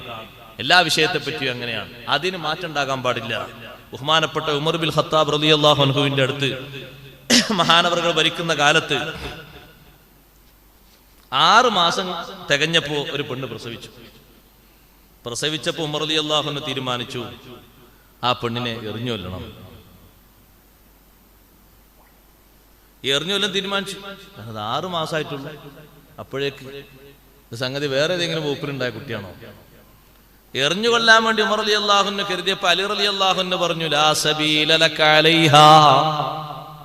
എറിഞ്ഞു കൊല്ലാൻ നിങ്ങൾക്കൊരു പഴുതും ഇല്ല ഉമറേ. എന്തേ കാരണം? അല്ലാഹു ഖുർആനിലൂടെ പറയുന്ന റൂട്ട് മറക്കരുത്. വഹംലുഹു വഫിസാലുഹു 30 ശഹ്റാ. ഒരു കുട്ടിയുടെ ഗർഭധാരണവും ആ കുട്ടിക്ക് മൂലകുടി കൊടുത്തിട്ട് തീർക്കുന്ന കാലവും 30 മാസമാണ്. 2 വർഷമല്ലേ മുലകുടി നിൽക്കല്? 2 വർഷം എത്ര മാസം? എന്തോ ഒരു കഷ്ടം. 2 വർഷം 24 മാസല്ലേ? അതെ, 24 30 ചേരാത്ര ഉള്ളത് 6. ഈ ആയത്ത് അങ്ങോട്ട് കേട്ടപ്പോ ഖുർആൻ പറയുന്ന റൂട്ട് അങ്ങനെ കേട്ടപ്പോ 9 മാസം തേഞ്ഞിട്ടാണ് പ്രസവിക്കേണ്ടതെങ്കിൽ മുല കൊടുക്കുന്ന കാലം 24 ഉണ്ടാകൂല, 21 ചുരുങ്ങും മാസം. 2 വർഷത്തെ മാസം കൂട്ടുമ്പോ 9 മാസം തേഞ്ഞിട്ടാണ് പ്രസവം നടക്കേണ്ടത് എന്നുള്ള രൂപത്തിലാണ് പറയേണ്ടത് എങ്കിൽ 21 മാസം അഥവാ 2 വർഷം തികയൂല, അപ്പോഴേക്കും മുല കൂടി നിർത്തണമെന്ന് വരും. 2 ഷെഹ്റൈനി കാമിലൈനി എന്നല്ലേ, ഔലൈനി കാമിലൈനി, പൂർണ്ണമായ 2 കൊല്ലം മുല കൊടുക്കണം. ആ പൂർണ്ണമായ 2 കൊല്ലം എത്ര മാസമാണ്? 12 12 24. അപ്പൊ പിന്നെ 24 കഴിച്ചാൽ പിന്നെ 30 ബാക്കി എത്ര ഉള്ളത്? 6 മാസം. 6 മാസം ഗർഭം ധരിച്ച് പ്രസവിച്ചു, എന്താ കുഴപ്പമുള്ളത്? ശരിയായ പ്രസവാണ്. ഉമർ റളിയല്ലാഹു അൻഹു പറഞ്ഞു, ലൗലാ അലിയുൻ ലഹലക ഉമർ. ഈ ഇൽമു പഠിപ്പിച്ചു തരാൻ, ഖുർആന്റെ ഈ റൂട്ട് പഠിപ്പിച്ചു തരാൻ അലിയാറില്ലെങ്കിൽ ഞാൻ കുടുങ്ങിയേനെ. ഉമർ റളിയല്ലാഹുവിന്റെ വിനയത്തിന്റെ പറച്ചിലാണ്. അത് അപ്പടി സ്വീകരിച്ചു. ഖുർആന്റെ റൂട്ട്, ഖുർആൻ ഇങ്ങനെയാണ് പറഞ്ഞതെന്ന് പറഞ്ഞാൽ പിന്നെ അപ്പുറത്തേക്ക് ഇപ്പുറത്തേക്ക് ചെറിയ അനക്കം പോകാത്ത മഹാനാണ് സയ്യിദുനാ ഉമർ ബിൻ ഖത്താബ് റളിയല്ലാഹു. വകാന വഖാഫൻ ഇൻദ കിതാബില്ലാഹ്. അല്ലാഹുവിന്റെ ഖുർആൻ എന്താണോ പറയുന്നത് അവിടെ ചടംപറിക്കും, പിന്നെ അപ്പുറത്തേക്ക് ഇപ്പുറത്തേക്കും അത് സ്വീകരിക്കുകയും ചെയ്യും. ഇങ്ങനെ ഒരുപാട് വിഷയങ്ങൾ കാണും. ഉമർ റളിയല്ലാഹുവിന്റെ അടുത്ത് വന്നിട്ട് ഒരാൾ പറഞ്ഞു, എനിക്ക് ഫിത്ന വലിയ ഇഷ്ടമാണ്, ഹക്കിനെ ഞാൻ വെറുക്കുന്നുണ്ട്, കാണാത്തതിന് ഞാൻ സാക്ഷി നിൽക്കുന്നു. ഉമർ റളിയല്ലാഹു ആളെ പിടിച്ച് അറസ്റ്റ് ചെയ്തു. ഫിത്ന ഇഷ്ടപ്പെടുന്ന ആളെ പുറത്തു വിട്ടാൽ ഫിത്ന തന്നെ ആയിരിക്കും. ഉമർ റളിയല്ലാഹുവിനെ അറസ്റ്റ് ചെയ്തപ്പോൾ അലി റളിയല്ലാഹുവിന്റെ അടുത്ത് വിവരെത്തി. അലി റളിയല്ലാഹു എന്നിട്ട് പറഞ്ഞു, ഉമർ തങ്ങളെ അയാളെ അറസ്റ്റിൽ നിന്ന് കെട്ടയിച്ചു വിടണം, ഹബസ്തഹു ദുൽമൻ, അന്യായമായിട്ടാണ് അറസ്റ്റ് ചെയ്തത്. അപ്പൊ ഉമർ റളിയല്ലാഹു അന്യായമായിട്ട്? അതെങ്ങനെ? അയാൾ ഫിത്ന ഇഷ്ടപ്പെടുന്നു എന്നാ എന്നോട് പറഞ്ഞത്. പിന്നെ ഹക്കിനെ വെറുക്കുന്നു എന്നും പറഞ്ഞു, കാണാത്തിന് സാക്ഷിക്കുന്നു പറഞ്ഞു. ഇതെങ്ങനെ ഒക്കുക? അപ്പൊ അലി റളിയല്ലാഹു അൻഹു പറഞ്ഞു, അങ്ങനെ തന്നെ എല്ലാവരും, ഞാനും കൂടെ അങ്ങനെ തന്നെ. ലിഅന്നഹു യുഹിബ്ബുൽ മാല വൽ വലദ്, ആ വ്യക്തി സമ്പത്തും സന്താനവും ഇഷ്ടപ്പെടുന്ന ആളാണ്. അള്ളാഹു പറഞ്ഞു, ഇന്നമാ അംവാലുക്കും വഔലാദുക്കും ഫിത്ന. ഏതാ ഫിത്ന? ഇന്നമാ അംവാലുക്കും വഔലാദുക്കും ഫിത്ന. നിങ്ങളെ സമ്പത്തും നിങ്ങളെ സന്താനങ്ങളും പരീക്ഷണമാണ്. നിങ്ങളെ സമ്മതിച്ചുകൊണ്ട് തന്നതാന്ന് കരുതരുത്. ആ പരീക്ഷണത്തിൽ വിജയിച്ച് മുന്നേറണം. ആ ഫിത്നയാണ് ഇഷ്ടപ്പെടുന്നത്. അത് തെറ്റാണ്. ഹക്ക് വെറുക്കുന്നു എന്ന് പറഞ്ഞാൽ അദ്ദേഹം പറഞ്ഞതിൽ തെറ്റൊന്നുമില്ല. ആ ഹക്ക് കൊണ്ട് ഉദ്ദേശിക്കുന്നത് മരണമാണ്. ഖുർആൻ പറയുന്നുണ്ട്, വജാഅത് സക്റത്തുൽ മൗതി ബിൽ ഹഖ്, മരണനൊമ്പരം അത് വരുമെന്നത് സത്യമാണ്. ആ സത്യം എല്ലാവർക്കും തരും. ആർക്കത് ഇഷ്ടമുള്ളത് അതാ വെറുക്കുന്നത്. കാണാത്തതിന് അദ്ദേഹം സാക്ഷി നിൽക്കുന്നല്ലേ പറഞ്ഞത്. അല്ലാഹു തആലനെ കണ്ടിട്ടില്ലല്ലോ, അല്ലാഹു ഉണ്ട് എന്ന് സാക്ഷി നിൽക്കുന്നുണ്ട്. അപ്പോഴും ഉമർ റളിയല്ലാഹു അൻഹു പറഞ്ഞു, ലൗലാ അലിയ്യുൻ ലഹലക ഉമർ, അലി റളിയല്ലാഹു അൻഹു ഇല്ലെങ്കിൽ ഞാൻ കുടുങ്ങി. അയാൾ പിന്നെ അറസ്റ്റിൽ കിടക്കണം. വിശുദ്ധ ഖുർആൻ നൽകുന്ന റൂട്ട് അത് മനസ്സിലാക്കിയാൽ, അത് തിരിഞ്ഞാൽ എവിടെ രക്ഷപ്പെടാൻ കഴിയും. നമ്മൾ പഠിക്കണം, ഞാൻ വെറുതെ പറഞ്ഞല്ല. സ്വഹാബത്തിന്റെ മാത്രം വിഷയമല്ലത്. നിങ്ങൾ നോക്കൂ, ബഹുമാനപ്പെട്ട ഷാഫി ഇമാം റളിയല്ലാഹുവിന്റെ ഉമ്മ, ഇമാം ഷാഫി റളിയല്ലാഹുവിന്റെ ഉമ്മ ഖുർആൻ ഏത് പ്രശ്നങ്ങൾക്കും പരിഹാരമാണ്. ഭൗതിക പ്രശ്നങ്ങൾക്കും കോടതിയിലും എല്ലാ വിഷയത്തിനും ഖുർആൻ അല്ലത്തി ഹിയ അഖ്വം, മതിയായ റൂട്ട്, ശരിയായ റൂട്ട് ഖുർആനിലുണ്ട്. അതങ്ങനെ തന്നെ സ്വീകരിക്കണം എന്ന് മാത്രം. ഷാഫി ഇമാം റളിയല്ലാഹുവിന്റെ ഉമ്മയും ഒരു പെണ്ണും കൂടി, വലിയ ആബിദത്താണ് മഹദി, ഒരു പെണ്ണും കൂടി ഒരു വിഷയത്തിന് സാക്ഷി പറയാൻ വേണ്ടി കോടതിയിൽ പോയി. സാക്ഷി പറയാൻ പെണ്ണിന് പോകട്ടോ, എല്ലാ വിഷയത്തിനും സാക്ഷി പറയാൻ വേണ്ടി ഒരു പെണ്ണങ്ങനെ നടക്കണം എന്നല്ല. ഒരു വിഷയത്തിൽ സാക്ഷി പറയാൻ ഒരു പെണ്ണങ്ങനെ പോകേണ്ടി വന്നാൽ ഇസ്ലാം അനുവദിക്കുന്നുണ്ട് എന്നർത്ഥം. കോടതിയിൽ പോയി. മഹദിയുണ്ട്, ഉമ്മു ബിശ്രി എന്ന വേറൊരു പെണ്ണുണ്ട് മക്കത്തെ കോടതിയിൽ. അവിടെ എത്തിയപ്പോൾ ജഡ്ജി പറഞ്ഞു, ഈ രണ്ട് പെണ്ണുങ്ങളെയും രണ്ട് ഭാഗത്തേക്ക് നിർത്തണം, എന്നിട്ട് അവരോട് വിവരം ചോദിക്കണം. അത് പറഞ്ഞ ഉടനെ തന്നെ ഷാഫി ഇമാം റളിയല്ലാഹുവിന്റെ ഉമ്മ പറഞ്ഞു, അയ്യുഹൽ ഖാദി ലൈസ ലക ദാലിക, ജഡ്ജിയോട് നിനക്കത് പറ്റൂല. ലിഅന്നല്ലാഹ തആല യഖൂൽ അൻ തളില്ല ഇഹ്ദാഹുമാ ഫതുദക്കിറ ഇഹ്ദാഹുമൽ ഉഖ്റാ. ഖുർആൻ ഓതി കൊടുത്തു. ജഡ്ജി മേപ്പെട്ടു നോക്കി. ജഡ്ജിയോട് പറഞ്ഞു, അല്ലാഹു ഖുർആനിലൂടെ പറയുന്നുണ്ട്, രണ്ട് സ്ത്രീകളെ സാക്ഷിക്ക് വെച്ചത് എന്തിനാണ്? ഒരു പെണ്ണ് പറയുന്നതെങ്ങാനും ഓർമ്മ പിശക് കൊണ്ട് തെറ്റിപ്പോയാൽ മറ്റേ പെണ്ണ് ഈ പെണ്ണിനെ ഓർമ്മിപ്പിച്ചു കൊടുക്കാനാണ്. രണ്ട് ഭാഗത്തേക്ക് നിർത്തി എങ്ങനെ ഓർമ്മിച്ചു കൊടുക്കല്? ഖാലി പറഞ്ഞു, ഞാൻ അതാ ശരി, അതാണ് ശരി. നിങ്ങൾ നോക്ക്, വിശുദ്ധ ഖുർആൻ അത് മനസ്സിലാക്കേണ്ടതുപോലെ മനസ്സിലാക്കി ജീവിതം മുന്നോട്ട് നീങ്ങിയാൽ ഒരു നിലക്കും വഴിതെറ്റൂല, ഒരാളെ മുന്നിലും വഴിതെറ്റൂല. എവിടെയും അതിന് റെഡിയാണ്. അതല്ലേ പണ്ഡിതന്മാരുടെ മഹത്വം. അവർ ഖുർആനുമായുള്ള ബന്ധം കൊണ്ട് അല്ലത്തി ഹിയ അഖ്വം, ഏത് പ്രശ്നങ്ങൾ വന്നാലും നേരിടാനും ശരിയായ മാർഗം പറഞ്ഞു കൊടുക്കാനുമുള്ള അറിവ്, അതെത്ര വലിയ സന്തോഷമാണ്. പ്രശ്നങ്ങൾ പരിഹരിക്കാൻ കഴിയണ്ടേ? ഇതിനേക്കാൾ ഗൗരവമുള്ള ഒരു പ്രശ്നം ഇമാം ഖുർത്തുബി തങ്ങൾ ഉദ്ധരിക്കുന്നത് കാണാം. ഖുർത്തുബി ഇമാം തങ്ങൾ പറയുന്നു, ഈസ ബിൻ മൂസൽ ഹാഷിമി എന്ന് പറയുന്ന ഒരു മഹാൻ തന്റെ ഭാര്യയെ നന്നായി സ്നേഹിച്ചിരുന്നു. അദ്ദേഹം ഒരു ദിവസം ഭാര്യയോട് പറഞ്ഞു, അന്തി ത്വാലിഖുൻ സലാസൻ ഇല്ലം തകൂനി അഹ്സന മിനൽ ഖമർ, ചന്ദ്രനേക്കാൾ നിനക്ക് സൗന്ദര്യമില്ലെങ്കിൽ എന്നെ 3 വലാക്ക് ഞാൻ ചൊല്ലി. വലാക്കെല്ലാം പണ്ട് കണ്ടൊരു നേരം, ഖമറിനേക്കാൾ സൗന്ദര്യമില്ലെങ്കിൽ 3 തൊലാക്കും ചൊല്ലി. ഭാര്യ ഉടനെ എണീറ്റു, അപ്പുറത്തെ മറയിൽ പോയിരുന്നു, വാതിലിങ്ങോട്ട് അടച്ചു. നിങ്ങളിന്റെ തൊലാക്കില്ലേ? അന്ന് അദ്ദേഹം രാത്രി ഒറ്റക്ക് താമസിച്ചു. കട്ടിലുമേൽ ഒറ്റക്ക, ഭാര്യ വേറെ റൂമിൽ. കാരണം തൊലാക്ക് ചൊല്ലി. ഞാനെങ്ങനെ ചന്ദ്രനേക്കാൾ കൂടുതൽ സൗന്ദര്യം ഉണ്ടാകും? എന്റെ തൊലാക്ക് പോയി, നിങ്ങൾ 3 ചൊല്ലിയില്ല, ഒന്നൊന്നല്ല. അതുകൊണ്ട് ഇനി നമ്മൾ ഒരുമിച്ച് കഴിയൂല. ഭാര്യ അപ്പുറത്തേക്ക് വാതിലുണ്ടടച്ചു. പടച്ചോനെ, അദ്ദേഹം ആകെ കുടുങ്ങി. അന്ന് അബൂജാഫറുൽ മൻസൂർ രാജ്യം ഭരിക്കുന്ന കാലാണ്. രാവിലെ തന്നെ രാജാവിന്റെ വീട്ടിലെത്തിയിട്ട് വിഷയം പറഞ്ഞു. രാജാവിനോട് പറഞ്ഞു, ഞാനൊരു നിലക്കും അങ്ങനെ ഉദ്ദേശിച്ചിട്ടില്ല, ഞങ്ങളുടെ ഒരു പ്രശ്നമില്ല, വെറുതെ ഒന്ന് പറഞ്ഞതാ. വെറുതെ പറയേണ്ടതല്ല, തൊലാക്കത് വേറെ വിഷയം, വെറുതെ പറയേണ്ടതല്ല. അത് കളിയായി പറഞ്ഞാലും കാര്യമായി പറഞ്ഞാലും ചിലപ്പം കൊള്ളുപോകും. ശ്രദ്ധിക്കേണ്ട വിഷയമാണ്. അങ്ങനെ രാജാവ് നാട്ടിലെ മുഴുവൻ ഫുഖഹായിനെയും ഒരുമിച്ച് കൂട്ടി. നല്ല അഗ്രേസരരായ പണ്ഡിതന്മാർ ജീവിച്ചിരിക്കുന്ന കാലം. ഇമാമുൽ ആദം അബൂ ഹനീഫ റളിയല്ലാഹു അൻഹുവിന്റെ ശിഷ്യന്മാരും ഇമാം ഇബ്നു മാലിക് ബിൻ അനസ് റളിയല്ലാഹു അൻഹുവിന്റെ ശിഷ്യന്മാരും മഹാനവറുകളൊക്കെ മദീനയിൽ ദർസ് നടത്തുന്ന കാലമാണ്. എല്ലാവരെയും ഒരുമിച്ച് കൂട്ടിയിട്ട് വിവരം തേടി. അവിടെ ഹാജരായ പറഞ്ഞു തലാക്ക് പോയി. രാജാവും സങ്കടത്തിൽ, ഈ പറയുന്ന ആ ഭാര്യയെ നല്ലോണം സ്നേഹിച്ച് ജീവിതം മുന്നോട്ട് പോയ ആ മനുഷ്യനും ധർമ്മസങ്കടത്തിൽ. എന്തൊരു സങ്കടം! പക്ഷെ കൂട്ടത്തിൽ ഒരു മഹാനൊന്നും മിണ്ടുന്നില്ല. ഇമാം അബൂ ഹനീഫ് റളിയല്ലാഹുവിന്റെ ശിഷ്യന്മാരിൽ നിന്ന് ഒരു പണ്ഡിതൻ ഒന്നും മിണ്ടുന്നില്ല.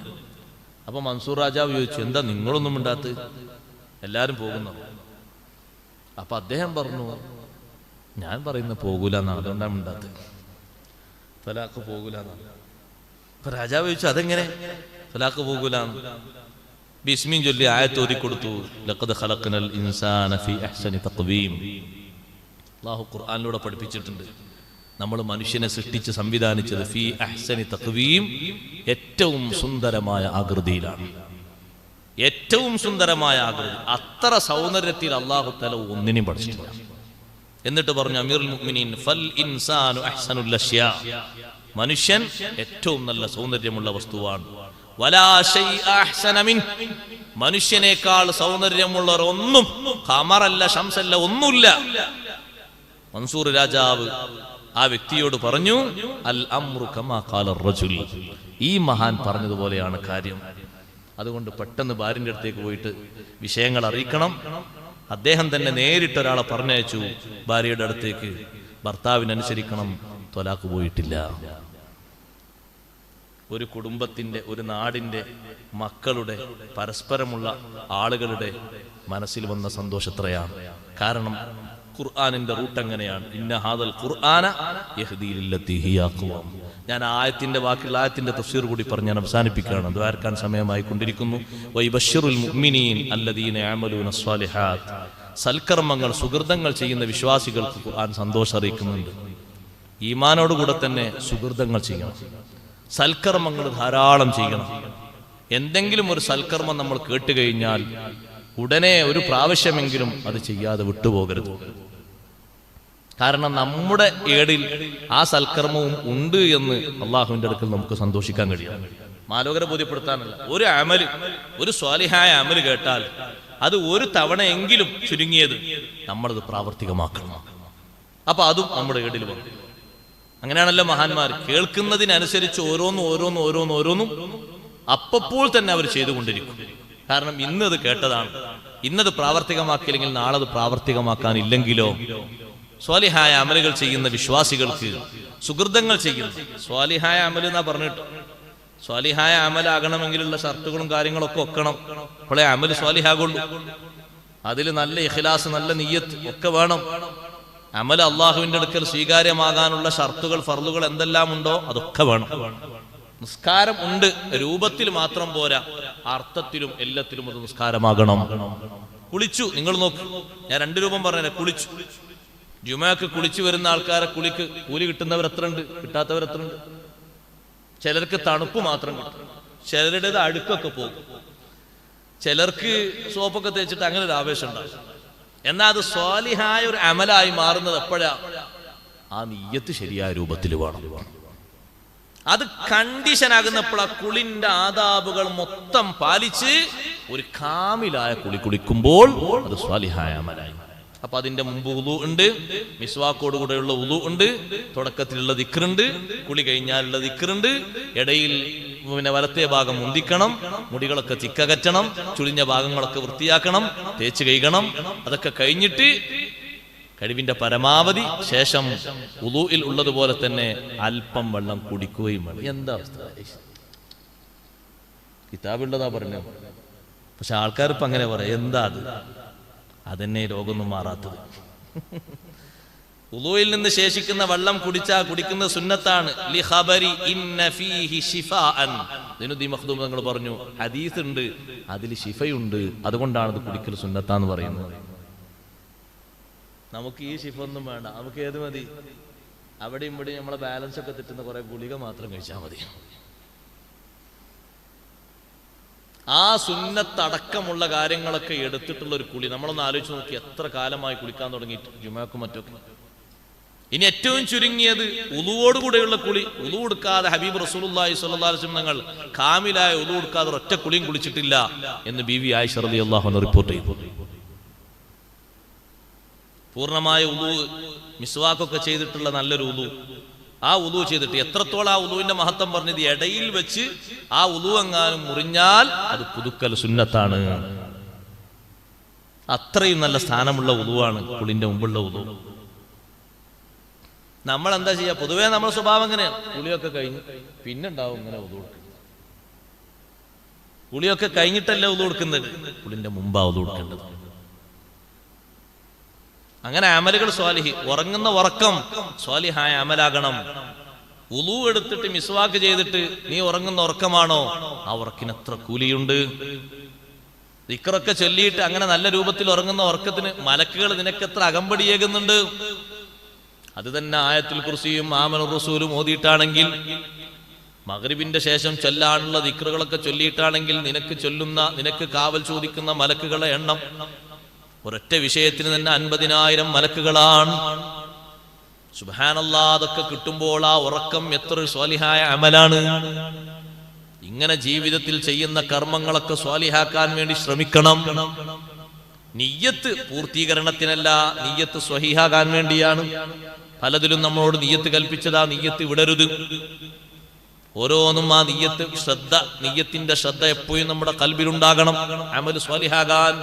പിന്നെ കഴിവിന്റെ പരമാവധി ഇഖ്ലാസ് കൂട്ടണം, ഇഖ്ലാസ് വർദ്ധിപ്പിക്കണം. അപ്പൊ അമൽ സ്വാലിഹായി കിട്ടും. നിയ്യത്ത് വിടരുത്. പറഞ്ഞില്ല, കുളിച്ചു വെച്ചാ കുളിച്ചു, നീ കുളിച്ചപ്പോ നീയത്ത്, നീയത്തൊക്കെ ഉണ്ട കുളി ജനാബത്തിന്റെ കുളിയല്ലേ? അല്ലല്ല, എല്ലാ കുളിക്കൂടും നീയത്ത്. ഇനി ഒരു കുളിയില്ല, ഒരു ദിവസക്കുളി സുന്നത്തുണ്ട്. അതാരെത്തിബാ?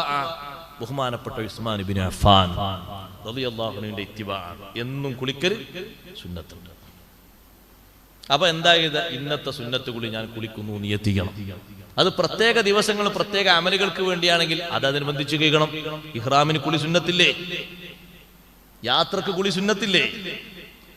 അതുപോലെ തന്നെ ഒരു സൽക്കാരത്തിന് പോകുമ്പോ, ഒരു സദ്യക്ക് പോകുമ്പോ കുളി സുന്നത്തില്ലേ? ഉണ്ട്, പലതിനുണ്ട്. മയ്യത്തിനെ കുളിപ്പിച്ച ആളുകൾക്ക് വരെ കുളി സുന്നത്തുണ്ട്. അങ്ങനെ ഓരോ അമലുകളും ചെയ്യുമ്പോൾ അള്ളാഹു തൗഫീഖ് തരട്ടെ. അത് ഇഖ്ലാസ് ഉള്ളതാക്കി, നിയ്യത്ത് മറക്കാതെയാക്കി അമലുകൾ സ്വാലിഹ അമൽ ചെയ്യുന്ന മുഅ്മിനീങ്ങൾക്ക് ഖുർആൻ നൽകുന്ന സന്തോഷം ഇവിടെ സന്തോഷാണ്. അത് കാണേണ്ട ലോകം മറ്റൊന്നാണ്. അള്ളാഹു നമ്മെ സഹായിക്കുമാറാകട്ടെ. അന്നലഹും അജ്റൻ കബീറാ, വലിയ കൂലിയുണ്ട്. വിശ്വസിക്കാത്ത ആളുകൾക്ക്, ആഖിറം കൊണ്ട് വിശ്വസിക്കാത്ത ആളുകൾക്ക് അഅ്തദിനാ ലഹും അദാബൻ അലീമാ, വേദനിപ്പിക്കുന്ന ശിക്ഷ നാം തയ്യാറാക്കി വെച്ചിരിക്കുന്നു. പരലോകം കൊണ്ടുള്ള ഈമാൻ, അതാണല്ലോ മുഖ്യമായത്. ഞാനത് വിശദമായി പറയല്ല. പരലോകം കൊണ്ട് ഈമാൻ ഇല്ലെങ്കിൽ കാര്യം പോയി. പരലോകമുണ്ട് എന്നുള്ള ബോധത്തോടു കൂടെ ജീവിക്കണം. ഈ ഒരു ലോകത്ത് മാത്രം കഴിഞ്ഞാൽ പോരാ, അവിടെയും വേണം. അങ്ങനെ ചിന്തിക്കുന്ന മൂമിനാകണം, അങ്ങനെ ചിന്തിക്കുന്ന ആളുകളാകണം, അതിനുവേണ്ടി പ്രവർത്തിക്കുന്നവരാകണം. അള്ളാഹു നമുക്ക് തൗഫീഖ് നൽകുമാറാകട്ടെ. നമ്മുടെ ഈ സദസ്സ് ദുആക്ക് ഇജാബത്തുള്ള, നമ്മുടെ മജ്ലിസിലൊക്കെ ദുആക്ക് ഇജാബത്തുള്ള മജ്ലിസുകളാക്കി അള്ളാഹു ഖബൂൽ ചെയ്യുമാറാകട്ടെ.